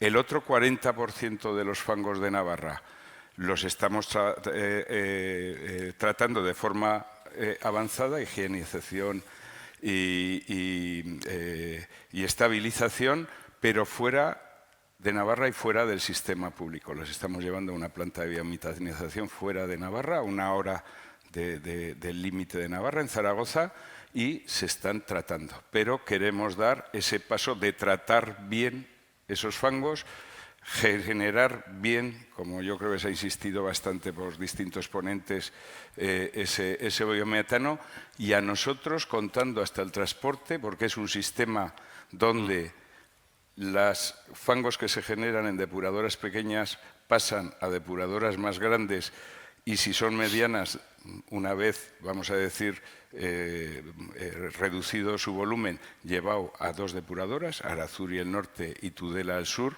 Ese es el modelo, y contando incluso el gasto energético en el transporte, los números nos salen con, vamos a decir, sí que instalación de una superficie ajustada de placas solares, que es lo que nos permite llegar a esa neutralidad energética a nivel regional. Pues sí, parece que lo tenéis bien organizado, bien previsto. Lo único, el transporte para nosotros no computaría porque traslado de residuos, aunque sí hay que medirlo y tenerlo en cuenta, efectivamente. Pero no nosotros hemos hecho ese balance a la directiva. Pues, y sí que hemos apostado, porque con los núcleos pequeños la única manera que entendemos de poder responder a los 2 retos, el de gestión adecuada de los fangos y a su vez un balance energético cero, tiene que ser con una visión regional y centralizada. Perfecto. Ignacio Heredero, de Veolia, de Acuara, lo último siempre es lo mejor. Aunque esperemos seguir un poquito más, ¿no?, de debate, que esto se está calentando. Volvemos a hablar de dinero, ¿no, Ignacio? Yo creo que es importante, y dándole un poquito la imaginación, porque los plazos son cortos, efectivamente las necesidades de inversión son elevadísimas. Ya el considerando 47 de la directiva habla de unas necesidades de financiación y de cómo cubrirlas: 50% tarifa, 25 RAP, 25 más o menos, ¿no? Son unos números aproximados. Y 25 habla de administraciones. Pero al final siempre tenemos tasas, transferencias, tarifas, ¿no? Pero sí es verdad que la tarifa algo tiene que descansar, y sobre la tarifa van los servicios de explotación, que están subcontratados, colaboración público-privada. Es decir, vemos posibilidad ahí, entendemos que a través de los servicios de explotación, tal y como están ahora, con la ley de contratos de administraciones públicas, con contratos que van a 5 años, se pueden acometer actuaciones. Habría otros modelos, existen, habría que redefinirlos para intentar apoyar esas actuaciones a través de los servicios de explotación. Un poco rara la pregunta, pero yo creo que puede ir por lo práctico para funcionar cuanto antes. Bueno, buenos días. ¿Funciona? Sí. Lo que subyace, lo que estamos hablando todos al fin y al cabo, es de la financiación, ¿no? Porque el marco jurídico, que es la pregunta que me enlazas, está regulado. O sea, la propia ley de contratos ya te establece las figuras de modalidad de contratos en función de la finalidad que se quiera conseguir. El contrato de servicios sí que tiene una duración de 5 años, y el contrato de concesión sí que la ley te marca unos máximos. En el caso de modalidad de obra y explotación te marca un máximo de 40 años, y en el contrato de concesión te marca un máximo de 25 años, y además es transparente en el cálculo de la duración, porque al fin y al cabo la ley te marca otra ley de cómo se calcula el tiempo, la ley de indexación de la economía española, donde se calcula el tiempo de recuperación, del tiempo razonable para recuperar esas inversiones y rendimiento sobre el capital invertido. Ahora bien, en la famosa colaboración público-privada muchas veces se tiende a la modalidad de contratos de servicios, donde muchas veces no deja de ser una mera prestación de personal, y no se va tanto a la figura de concesión, donde va implícito que en este caso para la directiva, o sea, para la normativa que estamos hablando, considero que es muy importante, que es la innovación y la eficiencia. El mejorar costes y el innovar, porque al fin y al cabo son nuevos requerimientos normativos que requieren de nuevas tecnologías, o por lo menos de experiencias de unos sitios sobre otros. Entonces, considero, bajo el punto de vista particular, evidentemente, que esa colaboración público-privada se tiene que reflejar bajo el marco legal de contratos de concesiones, donde los operadores privados tienen posibilidad de intervenir en la financiación de todas las necesidades de inversión que hacen falta, pero también la financiación, al fin y al cabo, no nos engañemos. O sea, el gran reto del sector del agua es concienciar al público en general, porque la financiación, sea directa o indirectamente, la vamos a pagar todos. Con lo cual, lo que hay que hacer es, desde mi punto de vista, evidentemente, es concienciar a toda la población. Hacías antes la analogía con las eléctricas, yo siempre hago la analogía con las compañías de telefonía. Cuántos teléfonos tenemos en nuestra casa cada uno y cuánto pagamos en telefonía y cuánto pagamos de agua, ¿no? Entonces, lo que hay que hacer de todo el sector, aquí lo dejo encima de la mesa, tanto para el Ministerio, en este caso el Instituto del Agua, la EAS, etcétera, de esa concienciación que conlleva también, además, una transparencia hacia el ciudadano de lo que cuesta el servicio del ciclo integral del agua. Y con un compromiso de cumplimiento por parte de los operadores e indicadores de calidad, ¿no? Evidente, ahí ya... Creo que debe ir aparejado si pretendemos... Si hay una colaboración pública y privada, la Administración, al fin y al cabo, tiene el poder de fiscalización de esos contratos, con lo cual, contra más eficiente sea esa fiscalización, más eficiente será la gestión del operador privado. Muy bien. Pues muchas gracias, Ignacio. ¿Nos da tiempo a alguna pregunta más? Miriam. Ha sacado un tema, Pedro, que a mí me ha resultado interesante.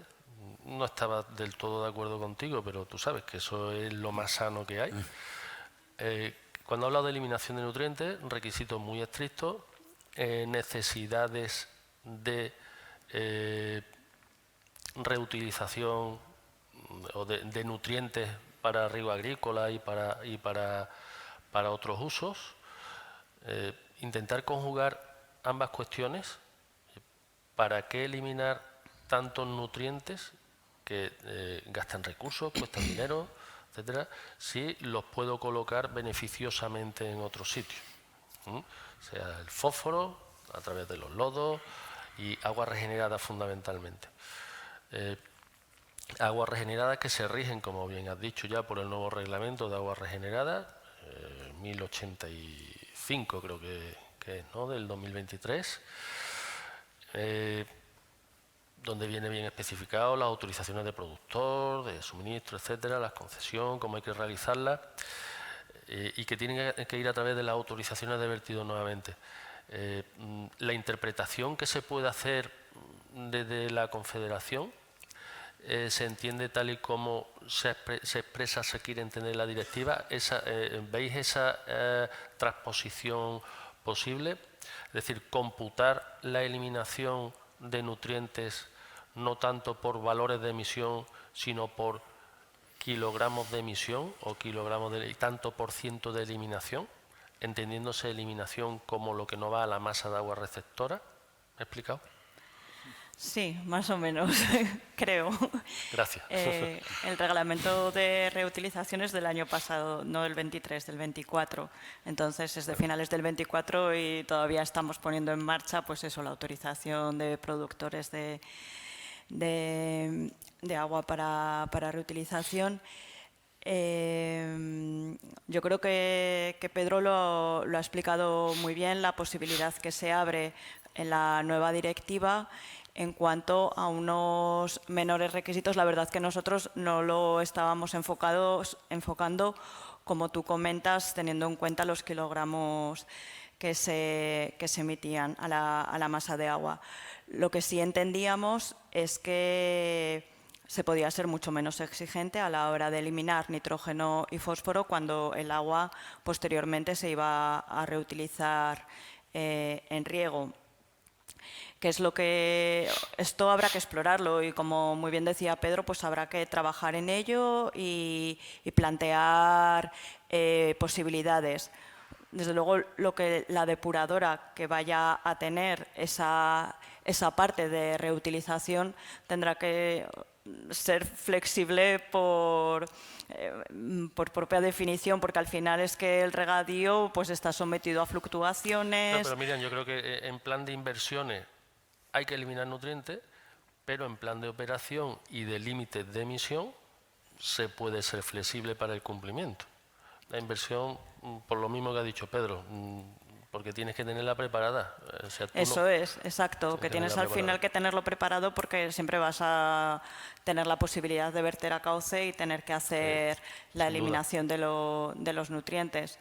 Entonces, según la envergadura de la depuradora, podrás tener, no sé si 2 líneas, una con desnitrificación y con nitrificación, desnitrificación y otra no, o ir trabajando por etapas, por periodos y tener unas balsas de almacenamiento, es decir, que habrá que ver las posibilidades de operación para hacer compatible, desde luego, todo lo que sea promover la economía circular, nosotros lo vemos interesantísimo, es decir, creemos que sí que hay que trabajar en esa línea, en esa posibilidad de reutilizar las aguas aprovechando el nitrógeno y el fósforo, pero bueno, sin olvidar también el problema de la contaminación difusa. Entonces habrá que estar también muy pendientes en lo que pasa en esas zonas en las que se utiliza ese agua. Mucha labor también educacional a los agricultores para que si utilizan ese agua, bueno, pues que tendrán que ir controlando también cómo los suelos se van o no cargando de nutrientes, ver diferentes afecciones, porque al final la contaminación difusa en la que estamos aquí, de la que estamos hoy hablando, pues vamos haciendo muchas cosas para controlarla, pero tenemos, y aunque queda fuera de este foro, pero bueno, al encajar hablando de la reutilización, pues tenemos el gran reto de la contaminación difusa. Entonces, siempre que se promueva el control de lo que está sucediendo con esas aguas que se utilizan posteriormente para riego y que las depuradoras se diseñen con esa flexibilidad y siendo muy conscientes de que cualquier emisión al dominio público hidráulico requerirá del cumplimiento de los límites, pues vemos que es una estrategia en la que hay que trabajar, sí. Bien, yo, dado lo interesante de la pregunta, la abriría a vosotros también, por si tenéis algo que aportar. ¿Consideráis que es beneficioso, que desde el punto de vista tecnológico, de operación, de la gestión de un territorio como el que maneja Nilsa? No sé. ¿No tenéis nada que decir? Gonzalo. No, a ver, yo creo que efectivamente que todo lo que sea economía circular pues es bienvenido, ¿no? En el sector, y introducir en un sector tan tensionado económicamente como el que estamos planteando, pues sobrecostes innecesarios no tiene mucho sentido. Es cierto que tecnológicamente tenemos que ver cómo hacemos para que cuando se producen, el agua no puede ser reutilizada, pues que podamos verter en condiciones óptimas. Yo creo que eso será posible conjugarlo, hombre, y no deja de ser un alivio.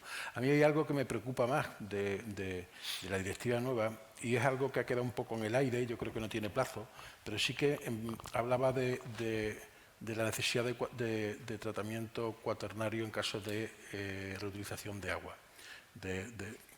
Esto ha quedado ahí un poco en el aire, está un poco en el limbo porque no tiene plazo, pero, hombre, es preocupante, porque tenemos efectivamente una normativa nueva sobre la reutilización y que ahora se introduzca con la directiva este elemento que puede distorsionar un poco, pues bueno, hay que analizarlo y hay que ver también cómo se transpone, ¿no? para ver cómo queda. Pero sí que en principio pues empiezas a poner otro interrogante en el agua regenerada que la reutilización de agua, que yo creo que en una España seca como la nuestra tiene un valor muy importante. Sí, hay que valorar la protección del recurso frente a ese principio de incertidumbre o de precaución que hablaba Pedro también, en cuanto a esa posible transferencia, ¿no?, de la microcontaminación al terreno, etc. ¿no? ¿Alguna cuestión más que queráis resaltar? ¿Alguna preocupación, incertidumbre sobre la directiva que queráis compartir con nosotros? Pero yo tengo otra preocupación. Sí, perfecto. Hablando de la parte financiera y económica, yo creo que debería ser un plan financiero que permita la consecución de los objetivos que tenemos delante. A mí me preocupa cómo esto se va a llevar a cabo en los 8.000 municipios que tiene este país, ¿no? Quiero decir, ¿cómo vamos a hacer para que esto salga del debate partidista, digamos? Que esté en el debate político es lógico, pero que salga del debate partidista, que realmente no sea un parto realmente complicado cada incremento tarifario en cada uno de los ayuntamientos donde estamos gestionando, porque realmente yo creo que aquí un poco el que haya una entidad que permita, no sé, que supervise. Yo creo que ahora el PERTE de digitalización va a aportar un volumen de datos muy importante a las administraciones y yo creo que a todo el sector para tener un mayor control de qué está pasando, y yo creo que la implementación de planes plurianuales que permitan pues, que progresivamente vayamos adaptando a la nueva directiva es un elemento importante, y no sé cómo vamos a conseguir que todo eso pues, percole en todo el tejido local, ¿no? Que no va a ser fácil. Yo creo que este es el gran reto que tenemos. Por vuestro lado, sistema regulador, ¿no? Hablamos de sistema regulador, ¿no? Al final existe en Portugal, existe en Italia, creo que también, en Francia. ¿Consideráis que puede ser un inicio, puede ser este un momento oportuno para conquistar ese terreno y reordenar la gestión del servicio desde el punto de vista de planificación, económico, tarifaria, con exigencia de indicadores de calidad? ¿Qué pensáis? Debería, lo que pasa que es difícil, ¿no? Porque al fin y al cabo la competencia es municipal y aquí durante toda la jornada se ha estado hablando del problema de los pequeños municipios. Claro, el poder decisorio de la tarifa y el poder, la competencia municipal de pequeños municipios es muy limitada. Entonces hay comunidades autónomas, aquí el Instituto Nacional del Agua, Navarra está en IRSA, en otras que hay un marco autonómico que además aprovecha la economía de escala, pero evidentemente tendríamos que jugar todos con las mismas reglas y entonces existir ese regulador único que marque unos criterios tanto técnicos como económicos para una gestión eficiente, sí, y para cumplir la normativa todos por igual. Al final existen reguladores únicos por parcelas, ¿no? Existe en Madrid, existe en Navarra, existe en Valencia, la Comunidad Valenciana. Es decir, que sería buscar un modelo más uniforme quizás, ¿no? No sé, ahí lo dejo. Seguramente sea una tontería, pero bueno, lo he permitido al final. Nada más, yo agradeceros muchísimo vuestra participación, ha parecido interesantísima, encantado de haberos conocido. Me quedo con muchos mensajes de ir de la mano, de buscar sistemas de financiación, bueno, y creo que uno de ellos también ha sido importante, esto lo pagamos entre todos. Luego, y cogiendo el guante que lanzaste, lo tenemos que hacer entre todos. Vamos a colaborar con el Ministerio en todo lo que haga falta y vamos a por ello. Señores, pues muchas gracias.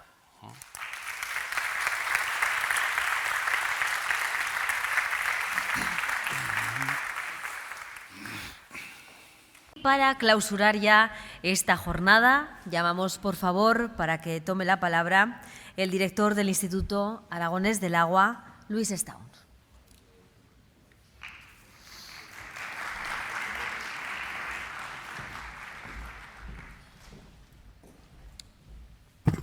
Bueno, pues muchas gracias. Voy a ser muy breve, no quiero cansaros. Lleváis una jornada muy intensa, muy larga, pero creo que también muy interesante. Yo me gustaría aportar, casi por alusiones, ¿no?, la visión del mundo local. Yo, antes que responsable del Instituto Aragonés del Agua, he sido muchos años alcalde de una pequeña localidad del Pirineo, casi durante 20 años, una localidad turística. Y, como os imaginaréis, he tenido muchas quejas, muchas reuniones vecinales, pero durante 18 años no hemos tenido depurador de aguas residuales. Ahora tenemos una de 12.000 habitantes equivalentes, me ha apuntado Fernando, y nunca en esos 20 años ha venido ningún vecino a protestar porque no estuviéramos depurando las aguas. Afortunadamente eso ha cambiado, la percepción de la sociedad es otra y estamos viendo ahora mismo, y os hablo de mi experiencia reciente como director del instituto, que tengo muchas peticiones de muchos alcaldes de pequeñas localidades que quieren depurar sus aguas y que están dispuestos a financiar y a correr con los gastos de mantenimiento o de construcción. Por tanto, vemos que hay un avance en la sociedad, pero también hemos visto hoy durante la jornada que tenemos unos retos pues impresionantes por delante para poder adaptarnos a esas directivas y a esas nuevas normativas. Por tanto, yo creo que el modelo concesional, que fue el que permitió hacer, por ejemplo, la depuradora en mi pueblo, pues es un modelo que puede funcionar. El modelo de gestión colectiva, que nos ha explicado muy bien en el caso de Navarra, en el caso de Aragón también lo aplicamos en parte, bueno, pues es también un modelo a seguir, un modelo que nos puede dar soluciones para solucionar hacer frente a esos retos y hacerlos también con una asignación de recursos razonable. En la medida en que seamos capaces de transmitir a la sociedad, a todos los estamentos, esa necesidad de recursos, seremos capaces de llegar a esos resultados que nos marcan las directivas y que nos hemos marcado nosotros mismos como sociedad. Por tanto, bueno, yo creo que agradecer a EAS, a su presidente, por supuesto al clúster del agua de Aragón, CINAE, que siempre está colaborando con nosotros muy activamente, y a todos vosotros la asistencia a estas jornadas y que espero que disfrutéis de esta feria. Estamos casi en un momento histórico, tanto de Smagua, casi celebrando ya, arrancando el centenario de la Confederación Hidrográfica del Ebro.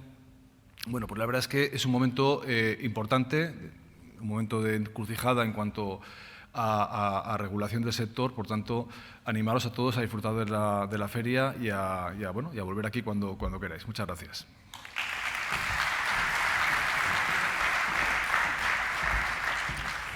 Finalizamos aquí esta jornada Retos normativos del sector en el ciclo integral, en el saneamiento de las aguas residuales. Gracias a todos por su asistencia y disfruten de esta 27 edición del Salón Internacional del Agua y el Riego aquí en Feria Zaragoza. Buenas tardes.